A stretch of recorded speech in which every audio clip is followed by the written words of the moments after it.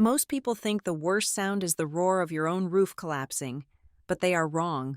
It is your mother laughing through the phone while you watch it happen. I stood barefoot on the asphalt at 3 in the morning, expecting comfort.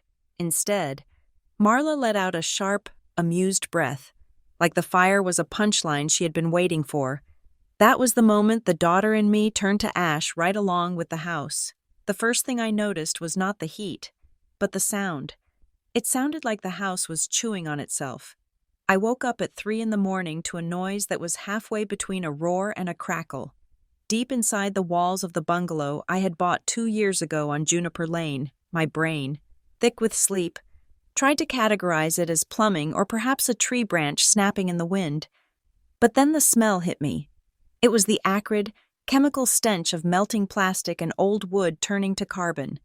I sat up, coughing, and the air in my bedroom was already gray. The door frame was outlined in a pulsing, angry orange light. Fear is a strange mechanic. It does not make you heroic. It makes you efficient. I did not scream. I did not look for sentimental items. I rolled out of bed, my feet hitting the cold hardwood that was already vibrating with the violence happening beneath the floorboards. I grabbed my phone from the nightstand. I grabbed my wallet. I grabbed the heavy winter coat hanging on the back of the door. I ran.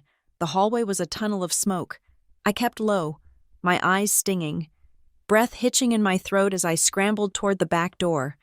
The heat was a physical weight, pressing against my skin, drying out my eyes in seconds. I could hear glass shattering in the living room, the sound of my windows blowing out from the pressure. I burst out the back door into the biting cold of the October night, stumbling down the wooden steps and into the damp grass of the yard. I did not stop running until I reached the curb across the street. Only then did I turn around. My house, my 700 square feet of independence, was dying. The roof was already sagging. Flames licked up the siding like water flowing in reverse, climbing toward the gutters. The orange glow illuminated the neighborhood, casting long, dancing shadows against the quiet suburban street. It was violent and beautiful and horrific. I stood there, barefoot on the asphalt, shivering in my pajamas with my coat clutched in my hands, and I did the only thing a daughter is programmed to do when her world ends. I called my mother. My hands were shaking so badly I dropped the phone twice before I could dial. It rang 4 times. I watched a spark jump from my roof to the oak tree in the front yard. "Hello?"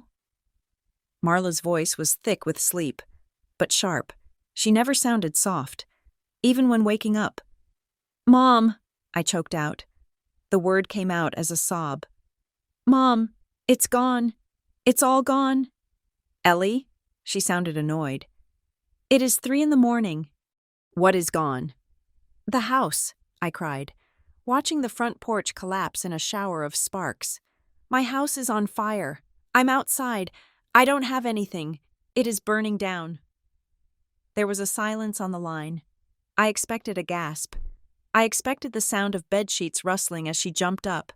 I expected her to tell me she was coming, that she would be there in 10 minutes, that I was safe. Instead, I heard a huff of breath, and then, terrifyingly clear against the backdrop of the roaring fire, I heard her laugh. It was a short, dry sound, a chuckle of disbelief, but not the kind born of horror. It was the kind of laugh you give when a punchline lands exactly where you thought it would. "Well," Marla said, her voice smoothing out into something conversational, "I suppose that is one way to handle a mortgage you could barely afford." The cold of the pavement seeped into the soles of my feet, but I felt frozen from the chest up. "What?" I whispered. "I told you that place was a fire hazard, Ellie," she said, and I could hear her yawning. "Old wiring, cheap construction. You always were so desperate to prove you could do it on your own. Life has a way of teaching us lessons when we refuse to listen to good advice." "Mom, I'm barefoot on the street," I said, my voice rising, bordering on hysteria. "My house is burning." "I am sure the fire department is on their way," she said dismissively. "Call me in the morning when you have a plan. There is nothing I can do about a fire. Ellie, stop being dramatic." The line went dead. I pulled the phone away from my ear and stared at the screen, the call timer freezing at 45 seconds. The sirens were audible now, a rising wail in the distance, but the sound of her laugh was louder in my head. It echoed in the space where my heart used to be. I stood there and watched the windows blow out of the kitchen, sending shards of glass skittering across the lawn. The neighbors were coming out now, people in robes and slippers pointing and gasping, but I felt completely invisible. I put on my coat, zipped it up to my chin, and stood like a statue while the firemen arrived to drown the remains of my life. I spent the rest of the night on Tessa Lorne's couch. Tessa was a coworker at the medical billing firm where I worked. We were lunch friends, not sleepover friends, but when the paramedics checked me over and asked if I had somewhere to go, her name was the only one my brain could conjure that didn't share my last name. She opened the door at 4:30 in the morning, her hair wild, eyes wide. She didn't ask questions. She pulled me inside, wrapped a thick wool blanket around me, and made tea that I held but didn't drink. I sat on the edge of her beige sofa, alternating between a silence so heavy it felt like paralysis and sudden, violent bouts of shaking. My body couldn't decide if it was in shock or if it was trying to eject the memory of the heat. My phone, plugged into Tessa's charger, began to light up as the sun rose. The family grapevine was faster than the news cycle. A text from my cousin Sarah. "OMG, Ellie. Heard about the house. So scary. Praying for you." A text from my Aunt Rena. "Marla told us what happened. So sorry. Honey, let us know if you need anything." A text from my brother. Trent. "Mom says you're okay. That sucks about the house. Insurance better cover it." They were performative. I could feel the distance in the words. Not one of them asked where I was. Not one of them said, "I am coming to get you." They were the kind of messages you send to a distant acquaintance who had a bad day, not a family member who had just lost everything. "Do you want me to call someone?" Tessa asked gently. She was hovering near the kitchen island, looking helpless. "Your mom? Or a boyfriend?" "No," I said. My voice sounded jagged, like I had swallowed smoke. "No boyfriend, and my mother knows." Tessa nodded, sensing the wall I had put up. "Okay, you can stay here as long as you need. Seriously, I have the guest futon." "Thank you," I said. "I just need to go back." "Back?" Tessa frowned. "Ellie, there is nothing there." "I need to see it," I said. "In the daylight." I borrowed a pair of sneakers from Tessa that were a size too big, and a pair of sweatpants that were a size too small. I looked like a refugee from a yard sale, but I didn't care. I called a rideshare and went back to Juniper Lane. The morning light was cruel. It stripped away the dramatic orange glow of the fire and left only wet, black ruin. The house was a skeleton. The roof had collapsed entirely into the living room. The front wall was charred and missing huge sections of siding. The air smelled of wet ash, a heavy, cloying scent that stuck to the back of my throat. Yellow caution tape was strung across the front yard, sagging in the damp air. I ducked under the tape and walked up the driveway. The water from the fire hoses had turned the yard into a slush of mud and debris. I stepped carefully, my eyes scanning the wreckage, trying to map where my life had been. That was my sofa. Now a twisted metal frame. That was my bookshelf. A pile of gray pulp. I walked around the side of the house, toward the backyard. The side gate was swinging open, unlatched. That stopped me. I was meticulous about that gate. The latch was stiff. You had to lift it and shove it hard to get it to click. I never left it open. I pushed it with my finger. It swung freely. I moved into the backyard. The devastation was absolute here. The back porch, where the fire seemed to have been hottest, was gone. Just charred posts sticking out of the mud. I stood near the back steps, or where the back steps used to be, and sniffed. Under the overwhelming smell of wet charcoal, there was something else, a faint, sharp tang, like paint thinner or high-octane fuel. It was distinct from the smell of melted plastic. It made the hair on my arms stand up. I turned my head and looked toward the corner of the yard. near the detached garage which had miraculously survived mostly intact. I had kept a plastic file box on a metal shelf just inside the garage door. It held everything: my birth certificate, my social security card, the deed to the house, my insurance policies, my tax returns for the last 5 years. The garage door had been pried open by the firefighters, likely to check for extension. I walked over. The interior was smoky and damp, but not burned. I looked at the metal shelf. It was empty. My stomach dropped. I scanned the floor, thinking maybe the vibrations had knocked it down. There were garden tools, a bag of potting soil, and a coil of hose. But the distinct, clear blue plastic box with the white label that read, "Important Docs," was nowhere. Ms. Reed? I jumped and spun around. A man was standing near the caution tape at the front of the driveway. He was wearing a dark windbreaker with fire marshal embroidered on the chest. He was holding a clipboard, his expression neutral, but his eyes sharp. "Yes," I said, walking back toward him. "I am Ellie Reed. Deputy Fire Inspector Nolan Greer," he said. He didn't offer a hand, likely because mine were covered in soot from touching the gate. "I am sorry for your loss, Ms. Reed." "Thank you," I said automatically.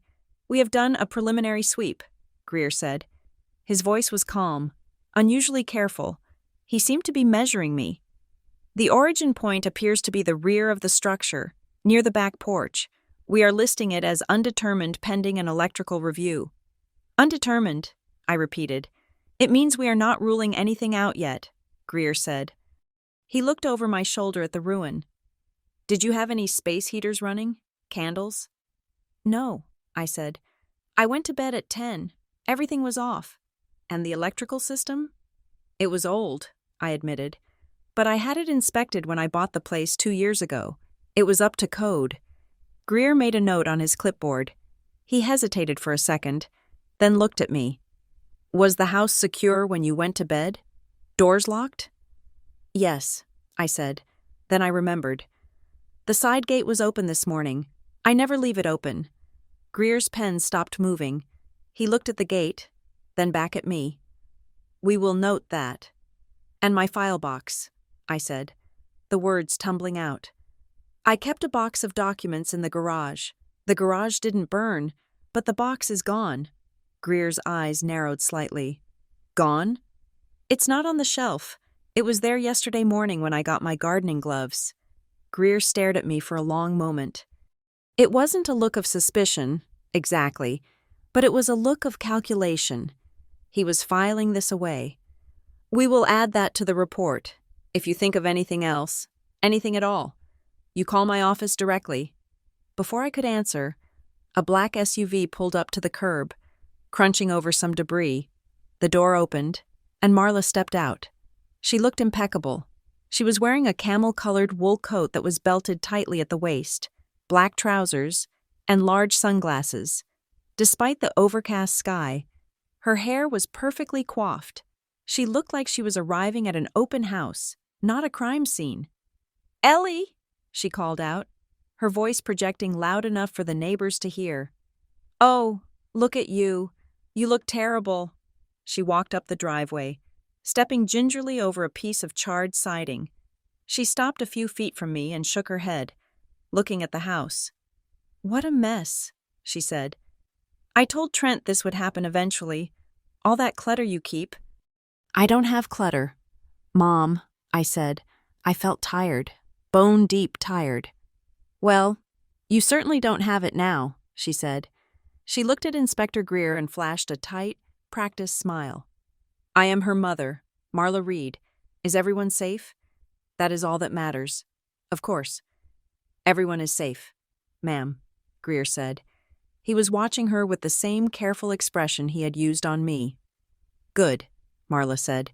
She turned back to me. "Well, there is no point standing around in the mud. You'll just have to move back home. Your old room is full of boxes. But we can clear a path." It wasn't an offer. It was a command, and it was said with a tone of weary charity, as if she was agreeing to take in a stray dog that had bitten her once. "I am not moving back home," I said quietly. Marla laughed. It was the same laugh from the phone. Don't be silly. Where else will you go? You have no money. Ellie, you barely had any before this. I have insurance, I said. Insurance takes months, Marla said. And they might not pay if it was your fault. It wasn't my fault, I said. And someone took my file box. From the garage. Marla froze for a fraction of a second. It was so fast I almost missed it. Then she laughed again. Louder this time. She waved a hand in the air. Oh, stop it, she said. You are in shock. You are imagining conspiracy theories because you don't want to admit you left a curling iron on. Who would want your tax returns? Ellie? You make $40,000 a year. The shame burned hotter than the house had. She said it in front of the inspector, in front of the neighbors. I need to go, I said. I turned to Inspector Greer. I will call you. Please do, Greer said. He didn't look at Marla. I walked past my mother. She reached out and grabbed my arm. Her grip was surprisingly strong. Do not be difficult, she hissed, her voice dropping so only I could hear. You are embarrassing yourself. Get in the car. I am staying with a friend, I said, pulling my arm away. I will handle this. I walked away down the street, calling another rideshare, refusing to look back at the woman standing in the driveway of my ruined life, looking like she owned the wreckage. I spent the afternoon at the public library because I couldn't bear to sit in Tessa's apartment alone while she finished her shift. I used one of the public computers to file my initial claim with Pinecrest Mutual Assurance. I expected it to be clinical. Name, policy number, date of loss. I submitted the form online, and my phone rang less than 20 minutes later. It was a claims adjuster named Gary. Ms. Reed? He asked. I have your claim here for the property on Juniper Lane. Terrible business. Yes, I said. I need to know what the next steps are for temporary housing assistance. My policy covers loss of use. Right, Gary said. I could hear him typing. We just have a few preliminary questions to clear up the file. Our notes show there were recent renovations being done on the property. I frowned at the computer screen. Renovations? No, I haven't done any renovations since I painted the kitchen last year. Oh, Gary said. The typing stopped. That is odd. We have a note here about a contractor inquiry regarding structural changes to the load-bearing walls. A permit inquiry was flagged. I never authorized that, I said. I don't have the money for structural changes. Okay, Gary said. But his tone had shifted. It was cooler now. Well, we will need to send a specialized investigator out to verify the condition of the home prior to the fire. It might delay the immediate payout for housing. Delay it? I felt panic rising. I have nowhere to live. I understand, Gary said. But given the discrepancies and the extent of the damage, we have to follow protocol. We will be in touch. He hung up. I sat there, staring at the library carpet. Discrepancies. Contractor inquiry. My phone buzzed. It was a notification from Facebook. I rarely checked it, but I clicked it. It was a post from my brother, Trent. He had posted a picture of my burning house. He must have driven by last night and taken it, with the caption, "Sad night for the family. Ellie's place is gone. We always told her that mess of extension cords behind the TV was a ticking time bomb. Thank God she got out. Prayers appreciated." I felt sick. Extension cords? I didn't have a mess of extension cords. I was obsessive about cable management, but Trent was planting the seed. He was telling the world, and the insurance investigators who would inevitably look at social media, that I was negligent. He was framing the narrative. Why? Why would my own brother do that? Unless he just liked the attention. Unless making me look like a screw-up made him feel like the successful one. Then came the final blow. My phone buzzed again, a text from Aunt Rena. Ellie, honey, I think you should see this. I don't think Marla meant for you to see it, but it's just not right. Below the text was a screenshot. It was from a family group chat called Read Family Updates, a chat I was not part of. Marla had posted, "Well, the fire is out. At least it saved Ellie from her bad taste in wallpaper. Maybe now she will grow up and let the adults handle her finances." Below her message, 3 people had reacted. My cousin Sarah, my uncle Dave, and Trent. They had all reacted with the laughing emoji. I stared at the tiny yellow faces crying tears of joy. They were laughing. My home was a pile of wet ash. My clothes were gone. My photos were gone. And they were laughing. Marla's voice echoed in my head. Life has a way of teaching us lessons. Something inside me snapped. It wasn't a loud snap. It wasn't a scream. It was a quiet, clean break, like a dry twig stepping on in a forest. I had spent 33 years trying to please these people. I had spent my life trying to prove to Marla that I was competent, that I was worthy, that I was good. I had stayed in Alder Hollow to be near them. I had bought that house to show them I could make it, and they hated me for it. They didn't just not care. They actively enjoyed my failure. They consumed my pain like entertainment. I stood up from the computer. I deleted the Facebook app from my phone. I walked out of the library and stood on the steps. The air was cold, but I didn't feel it. I felt a strange, cold clarity. I was not going to argue with the insurance company today. I was not going to comment on Trent's post. I was not going to call Marla and beg her to stop. I was not going to explain myself to anyone. I pulled up my banking app. I had $5,000 in savings. It was my emergency fund. This was an emergency. I searched for short-term rentals. Not in Alder Hollow, not even in Briar County. I zoomed out on the map until I found the city of Morro Bay. 3 hours north, it was a coastal city, gray and industrial and big enough to get lost in. I found a furnished studio apartment in a converted warehouse district. It was small. It was expensive. It was available immediately. I booked it for 2 months. Then I called a bus ticket agency and bought a one-way ticket for the 6 p.m. express to Morro Bay. I sent one text to Tessa. Thank you for everything. I have to go. I will call you when I land. Then I turned off my location services. I blocked Marla. I blocked Trent. I blocked the aunts and cousins who used laughing emojis when their blood relatives lost their homes. I walked to the bus station with nothing but the clothes on my back and the phone in my pocket. I didn't look at the smoke still rising in the distance over Juniper Lane. I didn't say goodbye. They wanted a tragedy. They wanted a helpless little girl they could mock and control. They were about to find out that the fire didn't just burn the house down. It burned the girl down, too. And they had no idea what was going to crawl out of the ashes in Morro Bay. I boarded the bus, sat by the window, and watched Alder Hollow disappear into the dark.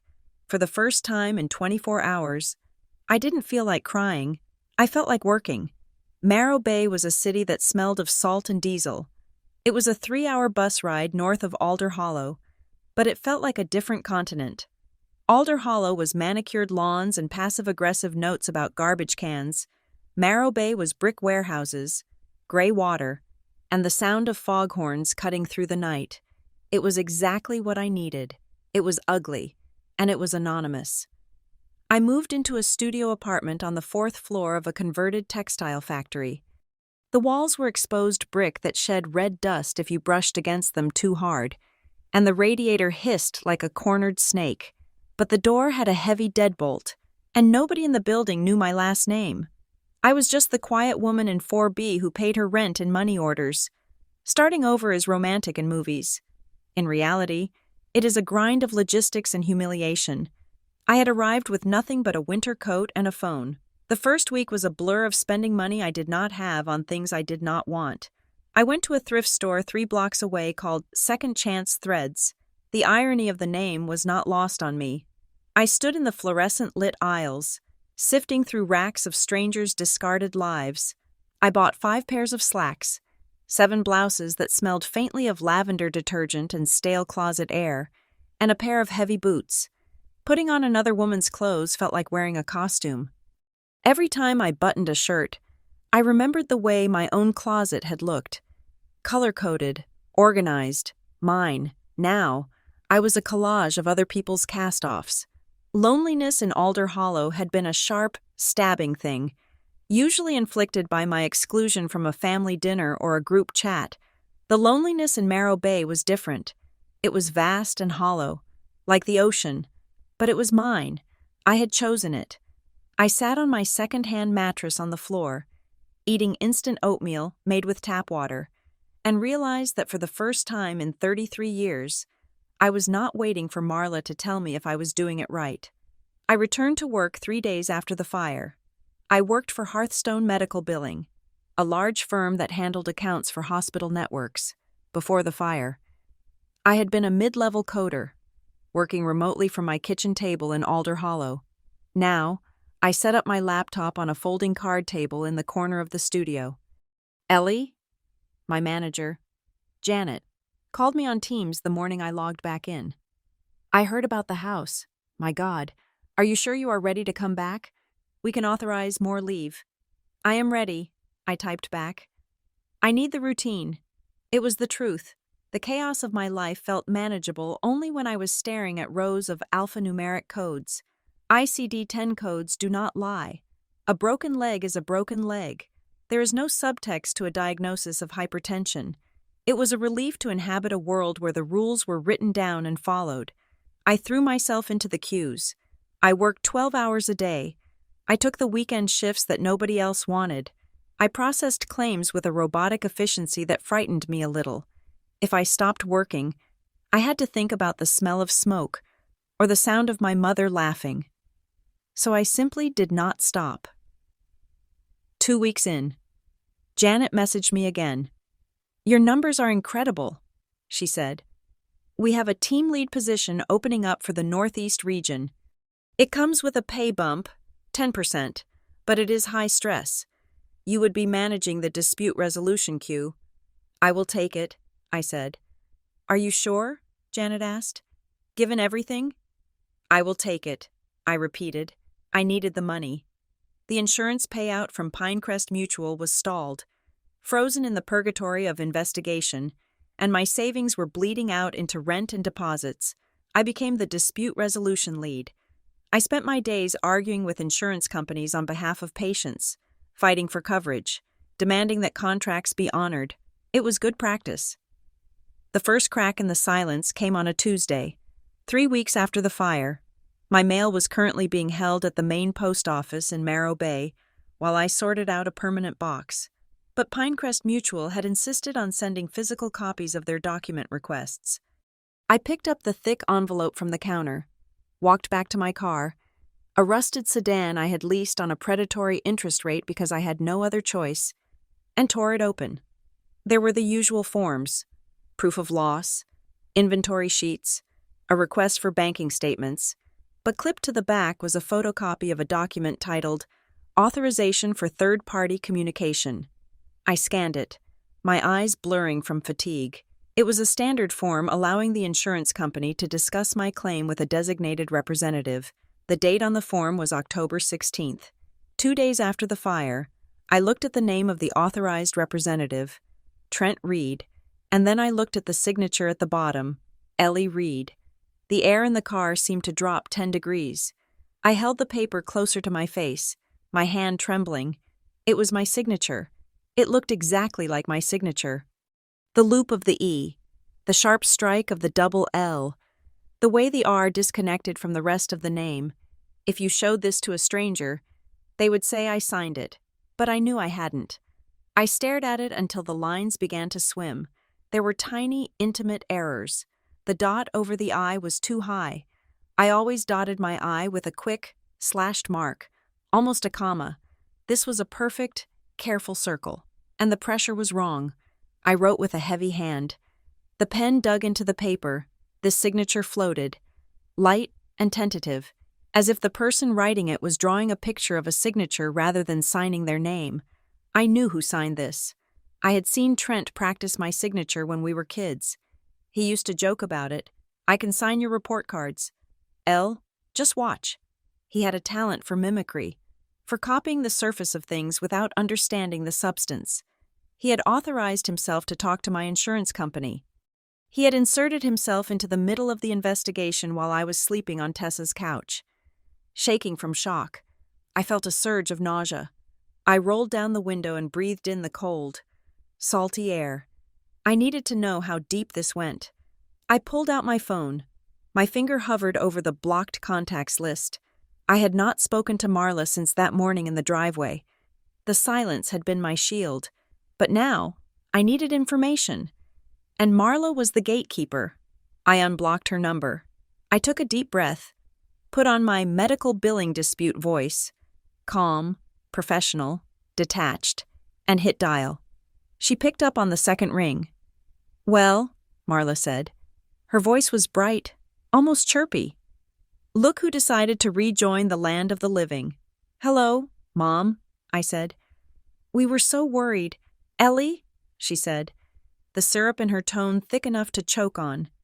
"Running off like that, not telling anyone where you were, it was very selfish." Trent was beside himself. "I am sure he was," I said. "I am calling with a practical question." "Always so transactional," she sighed. "How are you? Are you eating? You looked so thin at the fire." "I am fine," I said. "Mom, did you or Trent send any paperwork to Pinecrest Mutual on my behalf? Right after the fire?" There was a pause, a beat of silence that lasted just a second too long. "We were just trying to help," Marla said, her tone shifting seamlessly from concern to defensiveness. "You were in no state to handle things. You were hysterical. Trent just wanted to make sure the claim was opened correctly so you didn't lose out on the money." "So he signed my name?" I asked. "He filled out a form," Marla corrected. "Don't be dramatic. He was acting as your brother. We are family. Ellie, we do things for each other." "He forged my signature," I said. "That is fraud, Mom." The syrup vanished. The voice that came back was the one I remembered from the driveway, the one that matched the laugh. It was cold, hard, and jagged. "You ungrateful little brat," she snapped. "Your brother spent hours on the phone trying to clean up your mess. He is trying to save your financial future, and you want to talk about fraud? You should be thanking him." "I didn't ask for his help," I said, "and I didn't authorize him to speak for me." "Maybe you should have," Marla said. Her voice dropped lower. "Look at you. Ellie, you are 33 years old. You are single. Your house burned down because of your own negligence, and you are living God knows where. Maybe you should have kept your life together instead of looking for people to blame." The words hit me like physical blows. They were designed to hurt. She knew exactly where the armor was thinnest. "I didn't burn my house down," I said quietly. "That is not what people are saying," Marla said. "And if you try to make trouble for Trent, after all he has done, you will regret it. He is a respected man in this town. You are just the girl who ran away." I didn't scream. I didn't cry. I felt a strange, icy calm settle over me. "Goodbye, Mom," I said. "Don't you hang up on—" I ended the call. I sat in the car for a long time. Maybe you should have kept your life together. I looked at the forged document again. They weren't just trying to help. You don't forge a signature to help. You forge a signature to control. I started the car and drove back to my apartment. I didn't go back to work immediately. I sat at my card table and opened my laptop. I went to the credit bureau website. I had not checked my credit report in 6 months. I usually had excellent credit, 780, a point of pride. I paid the fee for the instant full report. I watched the little loading circle spin. The report popped up. My score was 640. I gasped. I scrolled down, my heart hammering against my ribs. There were the usual things, my student loans, the mortgage on the burned house, my credit card, but there was something else. Under revolving credit, there was a new line item, a credit card issued by a bank I didn't bank with. It had a limit of $20,000. It was maxed out. The account holder was listed as Reed Property Solutions, LLC. The guarantor was listed as Ellie Reed. I clicked on the details. The account had been opened 3 months ago, in July, 3 months before the fire. I looked at the contact information associated with the account. It used my social security number, but the email address was elliereed@yahoo.com. I stared at the screen. That was my email address from high school. I hadn't used it in 10 years. I didn't even know the password anymore. They had opened a business credit card in my name, using an old email I wouldn't check, and linked it to a company I had never heard of. Reed Property Solutions, LLC, Reed, my family name. They had been using me as a financial host for months, while I was going to Sunday dinner, while I was buying birthday gifts for my cousins, while I was fixing up the house on Juniper Lane. They were already bleeding me dry. The fire wasn't just a tragedy, it was a cover-up. I needed to tell someone, but I had no one to tell. Tessa was back in Alder Hollow, and I didn't want to drag her into the line of fire. I was alone in Marrow Bay with a ghost company and a forged signature. Then, a ping on my phone, an email. I checked the notification. It was from N. Greer at Bryer County Fire, Gov. Inspector Nolan Greer. My heart jumped. I opened the email. It was short, professional, and devoid of the performative sympathy my family excelled at. Ms. Reed, per your request, I am attaching the official inventory of items recovered from the garage structure at 402 Juniper Lane. As discussed at the scene, the structure remained largely intact. We have cataloged all contents. We found gardening tools, automotive fluids, holiday decorations, and miscellaneous storage. We did not recover a plastic file box or any concentration of paper documents consistent with what you described. However, we did note a rectangular dust void on the metal shelving unit where you indicated the box was stored. This suggests the object was removed recently, prior to the fire suppression efforts. I am not authorized to speculate on theft in this report, but I am including the photo of the shelf for your records.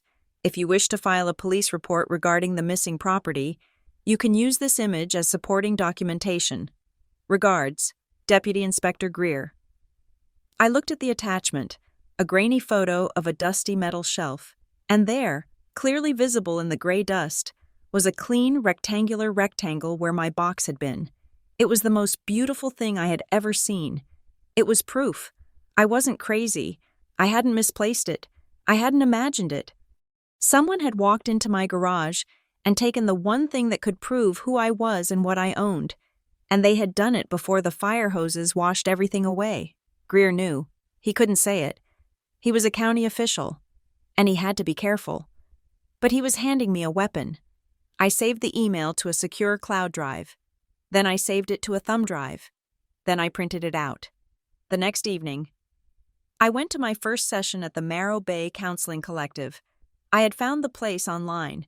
It operated on a sliding scale, which was good because my finances were currently being devoured by a fraudulent LLC.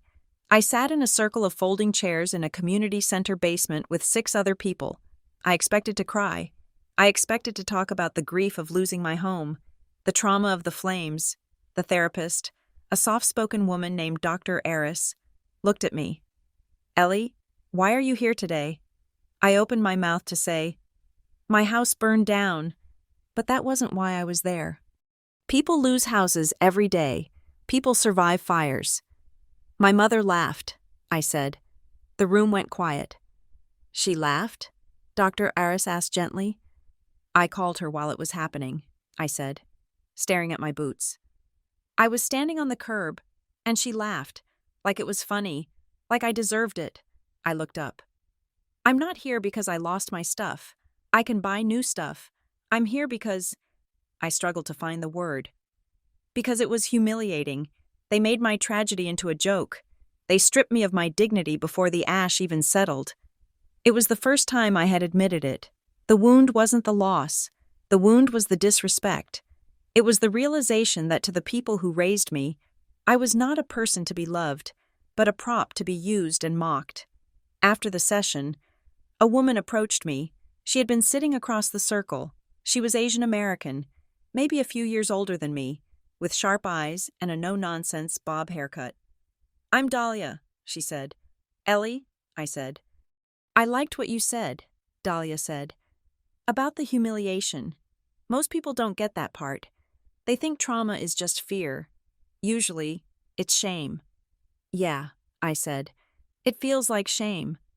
"I work as a paralegal," Dahlia said. She lowered her voice slightly.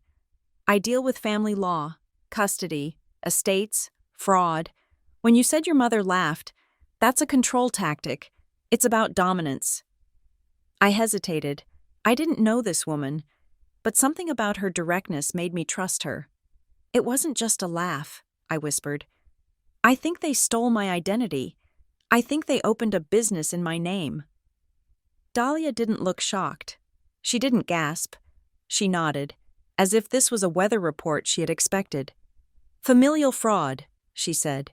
It is incredibly common, and it is a nightmare to prosecute, because the police will tell you it is a civil matter. They will tell you to work it out at the dinner table. I don't want to work it out, I said. I want to stop them. Then you need to be smart, Dahlia said. Do not confront them, not yet. If you tell them you know, they will destroy the evidence. They will close the accounts, shred the papers, and gaslight you until you think you made it up. You need to document everything. Build a wall of paper so high they can't climb over it. A wall of paper, I repeated. Check your mail, she said suddenly. If they are opening accounts, they need to control the correspondence. Where does your mail go? I have a P.O. box, I said. I just set it up. Check it, she said. Check the forwarding status. I left the session and went straight to the apartment. I had set up the P.M.O. box 2 days ago because my landlord, Mr. Henderson, had a strict rule about mail. I don't want tenants getting summonses here, he had said. Get a box. I logged into the USPS website to manage my P.O. box settings. I looked at the dashboard. There was a pending request. Change of address. Request. Pending. New address. P.O. Box 808. Alder Hollow. PA. I stared at the screen. Someone had logged into the system, or submitted a paper form that had been scanned, trying to forward my mail from my new Marrow Bay P.O. box back to a box in Alder Hollow. They were tracking me. Or more likely, they were trying to intercept any letters Pinecrest Mutual or the bank might send me. They wanted to make sure I never saw the bills for the credit card, or the denial letter for the insurance claim. I looked at the date of the request. Yesterday, I canceled the request immediately. I changed my password to a string of random characters 20 digits long. I set up two-factor authentication. Then I sat back and felt the cold sweat on my back. They were relentless. They weren't just reacting to the fire. They were actively managing me like an asset. I wasn't a daughter. I was a revenue stream. I looked around my empty apartment, the brick walls, the card table, the silence. I wasn't safe here. Not really. As long as my name was out there, they could touch me. I went to the corner of the room where I had taped a large piece of butcher paper to the wall. I had bought a pack of markers. I uncapped a black marker. I wrote, The Fire, Oaks T 14. Then I wrote, The Missing Box, Oaks T 13. Then I wrote, The LLC, July. Then I wrote, The Forgery, OC 16. I drew lines connecting them. The LLC was the foundation. They needed money. They used my credit to get it. The fire was the catalyst. Maybe they needed the insurance money to pay off the debt? Or maybe the house was just in the way of something else. The missing box was the cleanup. They needed to get rid of my records so I couldn't fight back. The forgery was the maintenance, keeping control of the narrative. I stepped back and looked at the timeline. It was ugly. It was a map of betrayal. But as I looked at it, the shaking in my hands stopped.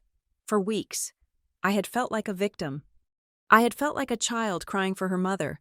But looking at this map, I didn't feel like a child. I felt like an auditor. They had made a mistake. They thought I was stupid. They thought I was Messy Ellie, the girl with the extension cords and the bad taste in wallpaper. They thought I would just cry and move back home and let them fix it, which really meant letting them bury me.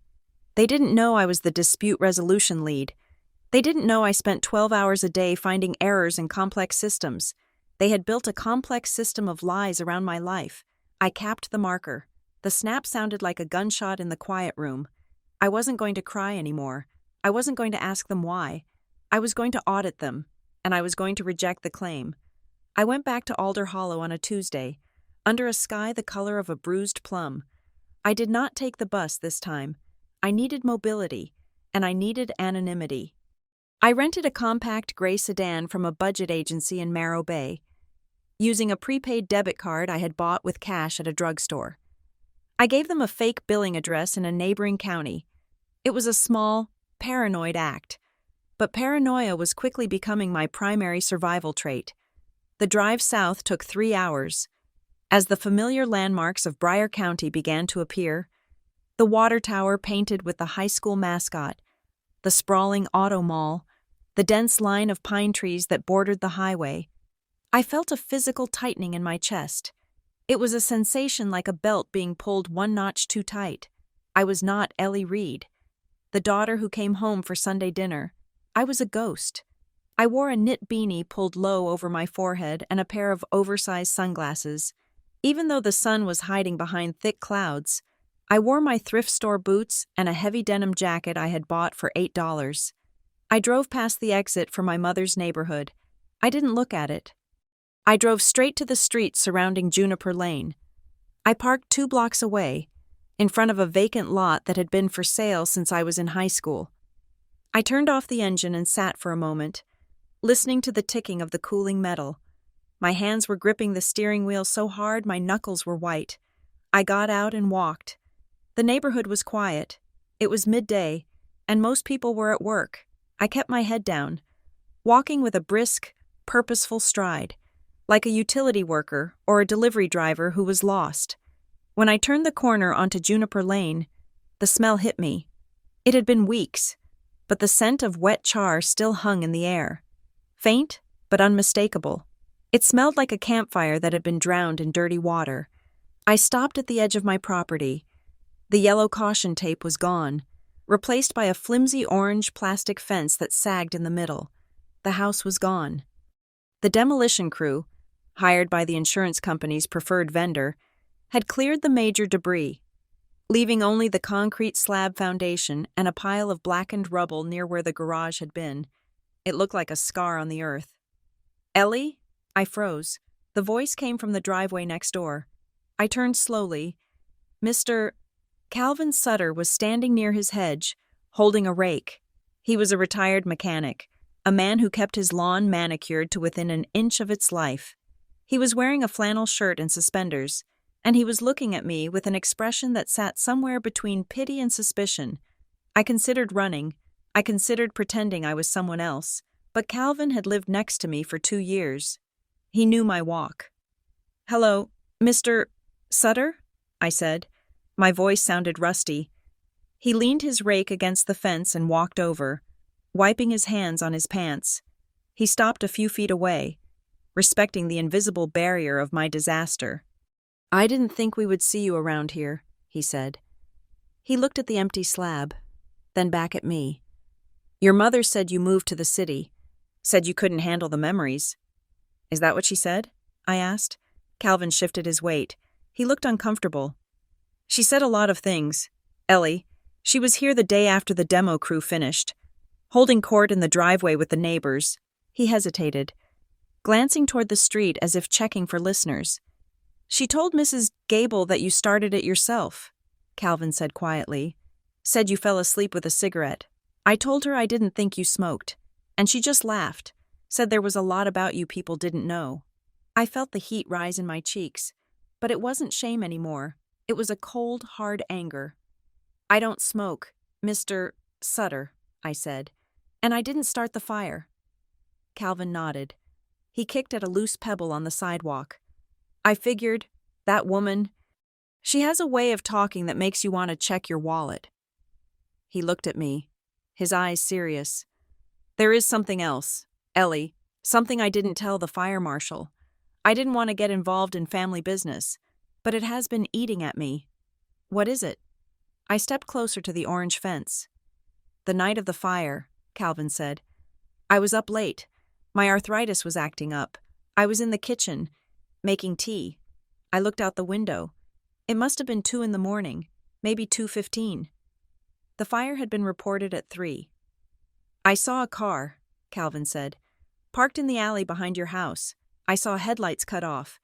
Then I saw 2 people walking up your back driveway. I couldn't see faces. It was too dark, but I saw the flashlight beams bouncing around near your back porch. Did you tell the police? I asked, my breath catching. I didn't think much of it at the time, Calvin admitted, looking down. I thought maybe it was you and a guest coming in late. But then the fire started an hour later, and when your mother started telling everyone you did it, well, I kept my mouth shut. I didn't want to cause trouble if it was just an accident. He looked up at me, his eyes pleading for absolution. But if you say you didn't do it, Ellie, then those people in the alley weren't guests. 2 people, I whispered. 1 tall, 1 shorter. Calvin said, they were there for maybe 10 minutes. Then they drove off. No lights until they hit the main road. I thanked him. I didn't tell him who the tall one and the shorter one were. I didn't have to. We both knew my brother was 6'2" and my mother was 5'4". I left Juniper Lane and drove to the county administration building in the center of town. I needed to see the paper trail. Dahlia had told me that fraud is sloppy. People think they are being clever, but they always leave a signature, a timestamp, a digital footprint. I went to the Recorder of Deeds office. The room was fluorescent bright and smelled of floor wax. I used one of the public terminals in the back corner. I searched for my name. Reed, Ellie. The deed to the Juniper Lane property came up. That was expected, but there was a new filing. A notice of mechanic's lien. I clicked on it. The document had been filed on October 25th. 10 days after the fire, the lien was against my property. It claimed unpaid debts for consulting and management services, totaling $15,000. The creditor was Reed Property Solutions, LLC, and listed as the managing member of Reed Property Solutions, LLC. Right there on the filing was Ellie Reed. I stared at the screen until the pixels blurred. They had put a lien on my house, my burned, destroyed house, from a company that I supposedly owned. Why? If I owned the company, why would I sue myself? Then it clicked. The insurance payout. If Pinecrest Mutual paid out the claim for the dwelling, they would have to pay off any liens on the property before they gave the rest of the cash to me. If Reed Property Solutions held a lien, the insurance company would cut a check directly to the LLC. They were building a pipeline to siphon the insurance money straight into an account they controlled, bypassing me entirely, and because they had listed me as the managing member of the LLC, it would look like I was just moving money from one pocket to another. It wouldn't look like theft. It would look like estate planning. I printed the document. The page was warm in my hands. It felt like holding a confession. I walked out of the county building and felt the urge to scream, but I swallowed it. I needed to know more. I drove to a gas station on the edge of town to buy a bottle of water. I kept my head down, paying with cash. As I was walking back to my car, I saw a truck pull in. It was a contracting truck, battered and covered in mud. The driver was a guy I went to high school with, Mike Vance. I ducked behind my car door, but I heard him talking to the attendant at the pump. Yeah, shame about the Reed place, Mike was saying. But I heard she made out like a bandit. Trent told me she took the initial payout and went to Vegas or something, left the family to deal with the cleanup. Is that right? The attendant asked. That's what Trent said. Mike laughed. Said she always was a flight risk. Took the money and ran. I stood frozen, my hand on the door handle. Took the money and ran. The claim hadn't been paid. I was eating ramen noodles and living in a converted factory. I hadn't received a dime. But Trent was inoculating the town against me. He was planting the story that I was the villain, the greedy sister who abandoned her family. If I came back and tried to fight them, nobody would believe me. I was already convicted in the court of public opinion. My next stop was Emberline Electrical Services. It was a long shot, but I remembered the renovations comment from the insurance adjuster in Part 1. He had mentioned a contractor inquiry. Emberline was the only major electrical contractor in Alder Hollow. Their office was a small brick building near the industrial park. I walked in. The receptionist was a woman I didn't recognize, which was a blessing. Hi, I said, trying to sound casual. I am Ellie Reed. I wanted to check on a request for records on my property at 402 Juniper Lane. I think my brother might have called about it. The receptionist typed into her computer. Reed? Reed? Oh, Yes, we had a request last month, October 10th. October 10th, 4 days before the fire. Right, I said, my heart hammering. Did he get a copy of the old inspection reports? Yes, the receptionist said. He said you were looking to upgrade the panel and needed the schematics. We emailed them over. She paused and looked at the screen, frowning slightly. It was funny, though. The account was under an old name. We had it listed under Eleanor Vance. I gripped the counter. Eleanor Vance? Yeah, she said. Must be an old file. Is that your maiden name? It was my stepfather's name, I said automatically. I hadn't used the name Vance since I was 12 years old, before my mother divorced him. I haven't gone by that in 20 years. Well, that's how it was in our system, she said. And the person who called, they knew to ask for it under that name. They said, check under Vance. She hasn't updated it. I felt a chill go down my spine. Only Marla would know that. Only Marla would remember that the original electrical account for the house, which had belonged to my grandmother before I bought it, was set up during the brief period she was married to Greg Vance. Marla had called. Not Trent, Marla. She had called 4 days before the fire to get the electrical schematics of my house. Why? To see where the wires ran? To see how to make a fire look like an accident? Can you print me a receipt of that request? I asked. Sure, she said. I was walking back to my car when my phone buzzed. It was an unknown number. I hesitated, then answered. Hello? Ms. Reed? It was Inspector Nolan Greer. Inspector, I said, how did you get this number? You put it on your claim forms, he said. His voice was tight. Where are you? I am in Marrow Bay, I lied. Good, he said. Stay there. But listen to me. I can't put this in an email.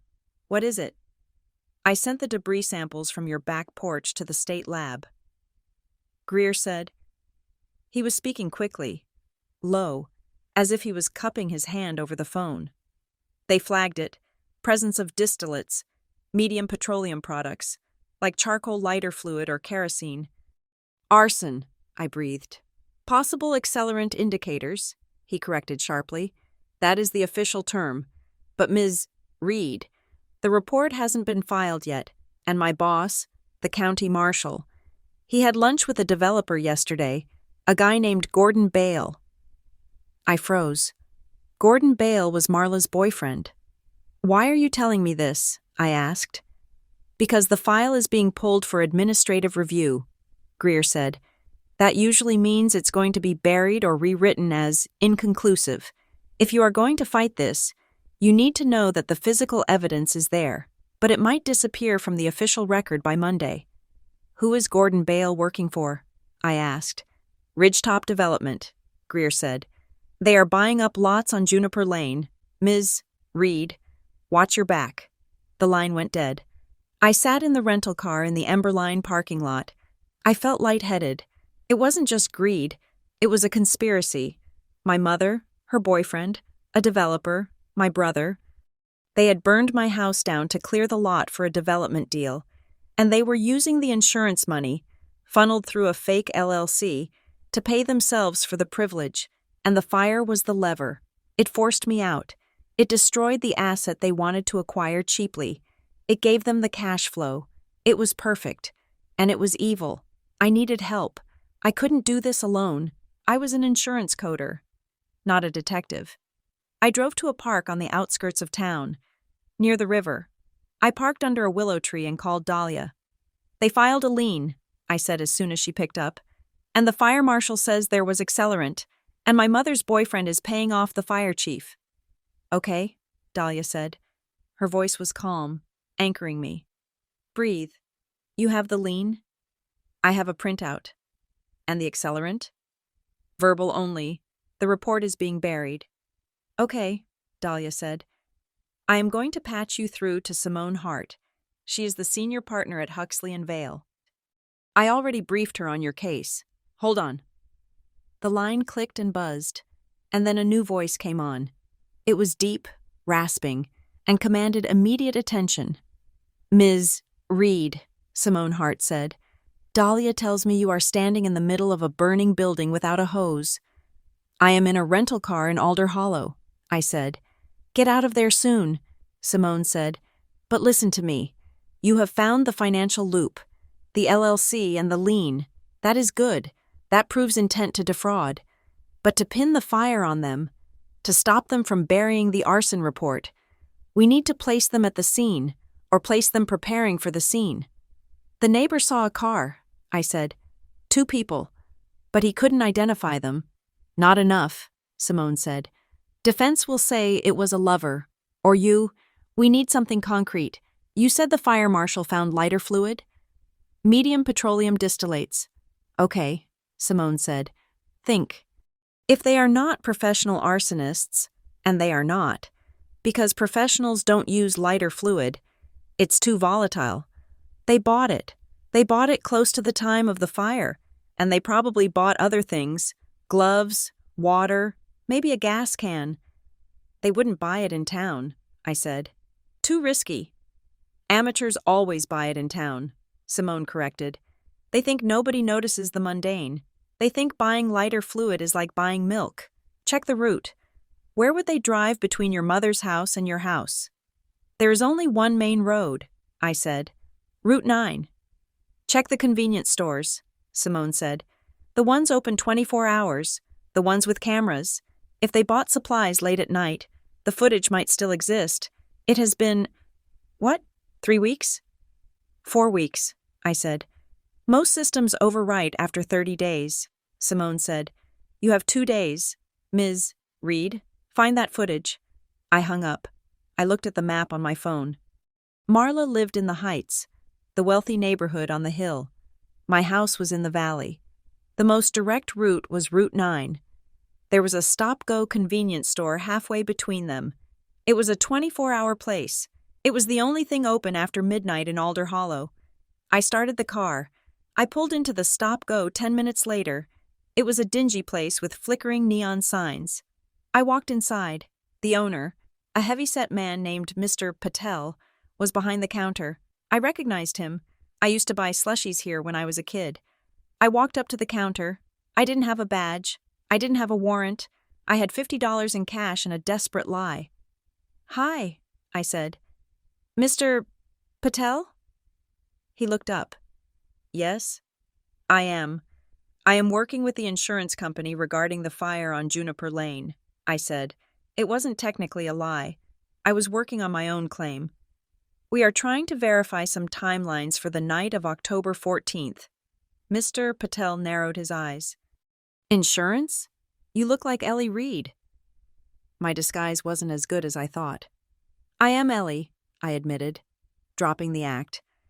Mr. Patel, my house burned down. Someone said it. I think I know who. His expression softened. I heard, terrible thing. I need to know if anyone came in here late that night, I said. Around 2 a.m, buying, lighter fluid, or gloves? Mr. Patel frowned. He rubbed his chin. October 14th. That was a Monday night. Very quiet. He tapped on his register screen. I don't keep the tapes forever. The system loops every month. He looked at the calendar on the wall. Today is the 12th. You have 2 days left. Can we look? I begged. Please. He hesitated, then sighed. Come around. I walked behind the counter. The monitor was dusty. He clicked through the menus, scrolling back. October 14th, 1:00 a.m., empty store. 1:30 a.m., a truck driver buying coffee. 2:12 a.m., a silver Lexus pulled into the parking lot. I knew that car. It was Marla's. 2 people got out. The camera angle was high, grainy black and white. But I saw the coat, the belted camel hair coat. Marla, and the man, tall, wearing a hoodie. Trent, they walked into the store. Mr. Patel switched to the interior camera. They walked down the aisle. Trent grabbed a pair of cheap yellow work gloves from the rack. Then he grabbed 2 bottles of water, then a pack of gum. They didn't buy lighter fluid. My heart sank. Wait, Mr. Patel said. Look at her. I looked at Marla. She was standing by the counter while Trent paid. She reached into her purse and pulled out something small. She put it on the counter. It was a lighter, a bright red disposable Bic lighter. She bought a lighter. She doesn't smoke, I whispered. People buy lighters for candles, Mr. Patel said. At 2 a.m? I asked. On the way to my house? I watched them pay. Trent paid cash. They walked out. They got back in the Lexus. They turned left. Toward Juniper Lane. I need this, I said. Mr. Patel, I need a copy of this. I can't just give it to you, he said. Privacy rules. They burned my house, I said, looking him in the eye. And they laughed about it. Please. He looked at the screen, then at me. He reached into a drawer and pulled out a USB drive. It will cost you $20 for the drive, he said gruffly. I gave him the $50. Keep the change. He downloaded the clip. The progress bar crawled across the screen. 98%. 99%. Complete. He handed me the drive. It felt hot in my hand. I drove back to Morro Bay in the dark. The USB drive was in my pocket. The lien document was on the passenger seat. The printout of the electrical request was in the glove box. I had gone looking for answers, and I had found a war. I thought about Marla buying that lighter. It was such a small thing, 89 cents. She bought it with the same casual arrogance she used to critique my hair or my career. She bought the tool to destroy my life, and she probably checked her makeup in the rearview mirror while she did it. And Trent, my brother, buying gloves so he wouldn't leave fingerprints, buying water, maybe to wash his hands, or maybe just because he was thirsty. The banality of it terrified me. They weren't monsters under the bed. They were people I had known my whole life. They were the people who taught me how to tie my shoes.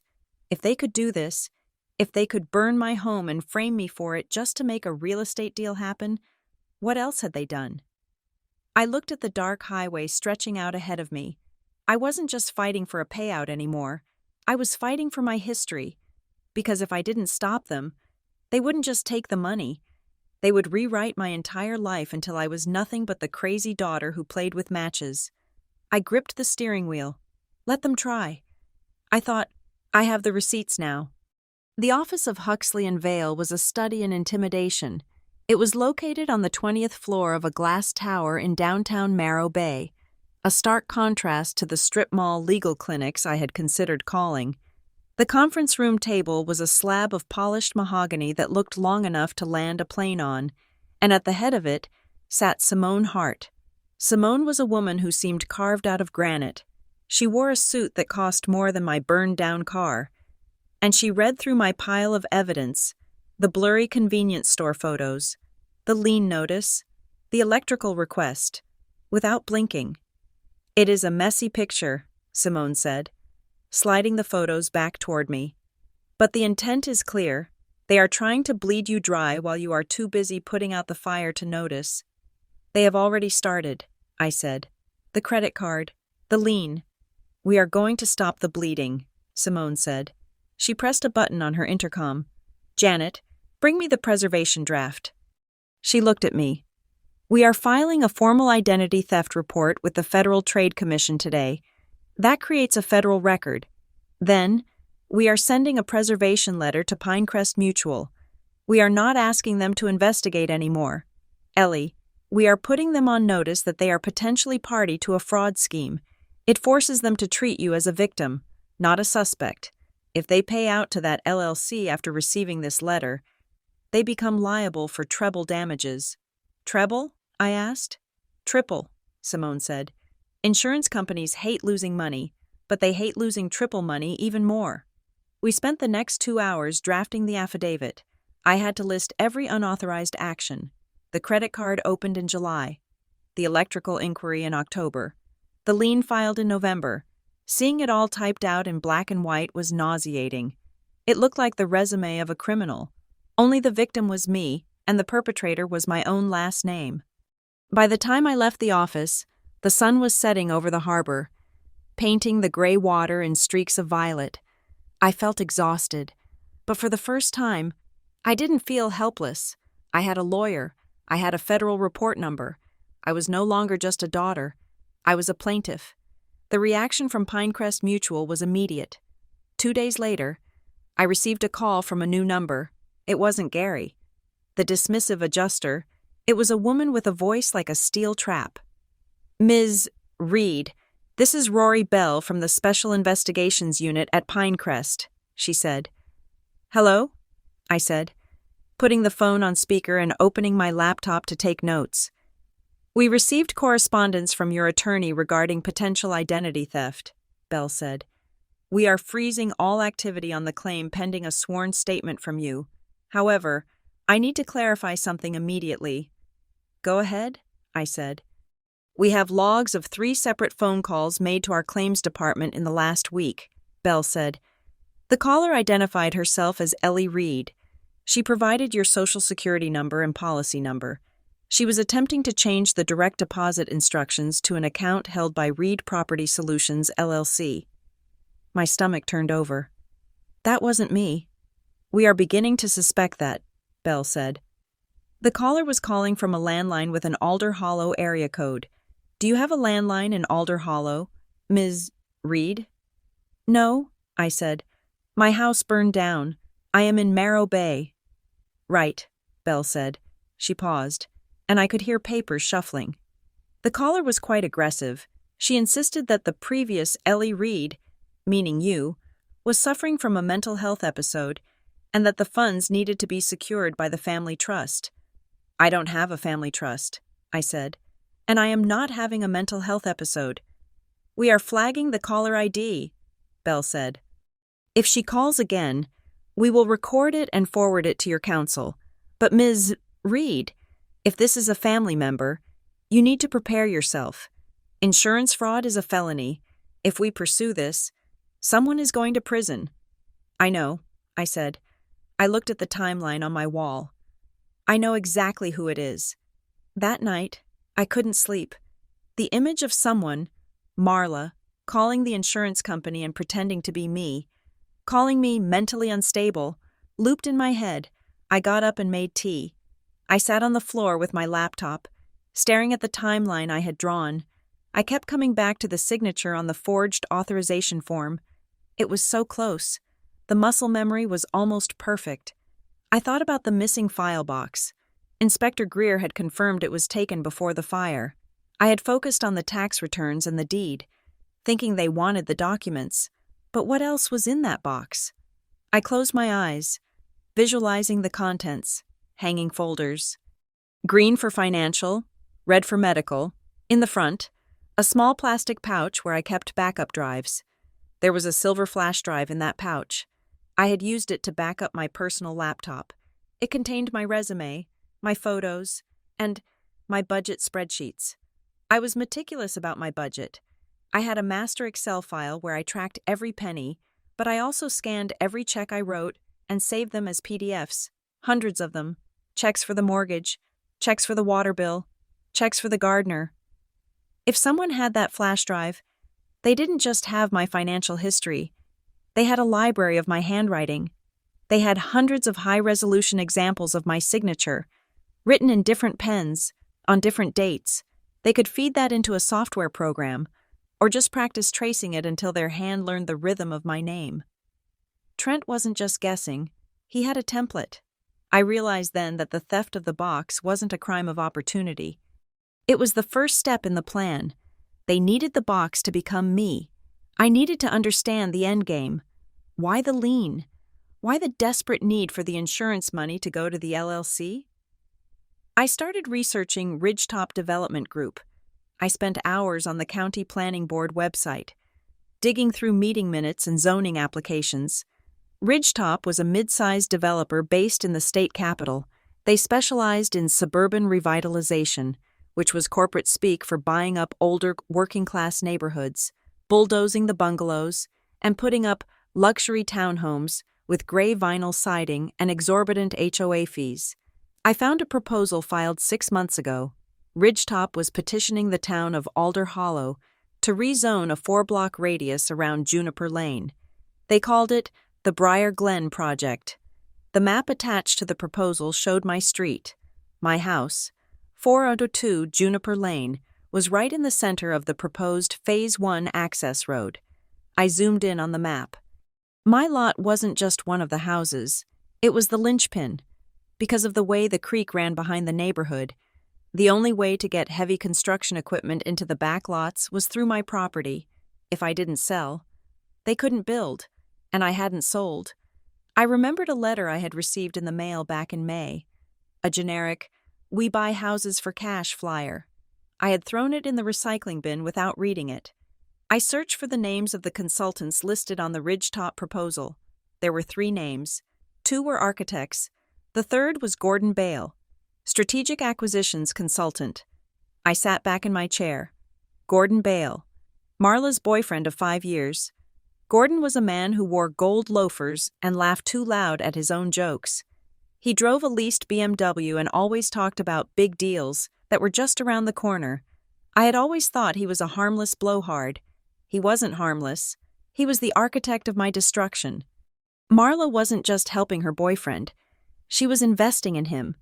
If Gordon delivered the Juniper Lane lots, he probably got a massive commission. If he failed, he got nothing. My house was the obstacle. My refusal to engage with the "we buy houses" offers was blocking Gordon's payday. So they burned it. And to add insult to injury, they realized that if the house was gone, they could claim the insurance money and sell the empty lot to Ridgetop. It was a double dip. They were harvesting my life for parts. I looked at the screen, at Gordon's name typed in clean Arial font. "You greedy bastards," I whispered. I needed to see them. I needed to see the confidence in their eyes before I took it away. It was November now. The Harvest Hope fundraiser at the First Methodist Church in Alder Hollow was an annual tradition. My family always went. It was the place where Marla cemented her social standing, handing out ladles of soup and accepting praise for her charity. I rented another car, not the gray sedan this time, but a black SUV with tinted windows. I dressed in dark clothes, black turtleneck, black wool coat, and wore a hat that covered my hair. I drove to Alder Hollow on a Thursday night. The church parking lot was full. I parked across the street in the shadow of the library. I walked in through the side door of the church hall, slipping in behind a group of teenagers carrying trays of cookies. The hall was warm and smelled of ham, coffee, and damp coats. I stayed in the back, near the coat racks, blending into the shadows. There she was. Marla was standing near the center of the room, near the raffle table. She was wearing a stunning burgundy dress and her signature pearls. She looked radiant, not like a woman whose daughter had nearly died in a fire a month ago, like a woman who had just won the lottery. Gordon was next to her, one hand on the small of her back. He was holding a glass of punch, beaming at the town councilman. I moved closer, keeping a large potted plant between us. I needed to hear them. A woman I recognized, Mrs. Higgins, the choir director, approached Marla. "Marla, dear," Mrs. Higgins said, clasping Marla's hands. "How are you holding up? We have all been praying for you, and for Ellie." Marla's face transformed instantly. The radiant smile vanished, replaced by a mask of brave, tragic endurance. It was a performance worthy of an Academy Award. "Oh, thank you, Brenda," Marla sighed. "It has been a trial. We are just grateful she is alive." "Have you heard from her?" Mrs. Higgins asked. "Is she settled?" Marla shook her head sadly. "She won't tell us where she is. She just ran. You know how Ellie is. She gets overwhelmed by adulthood. I think the responsibility of the house was just too much for her, and when the accident happened, she just snapped.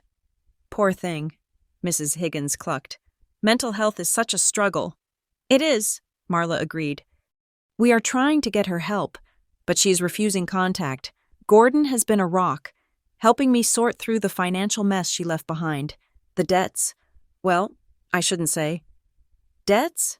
Mrs. Higgins leaned in, hungry for the gossip. "Let us just say Ellie wasn't as responsible as we thought," Gordon chimed in, his voice smooth and deep. "But Marla is taking care of it, cleaning up the mess, as a mother does." I felt the blood rushing in my ears. The mess. They were painting me as a debtor and a lunatic to explain why they were taking my money.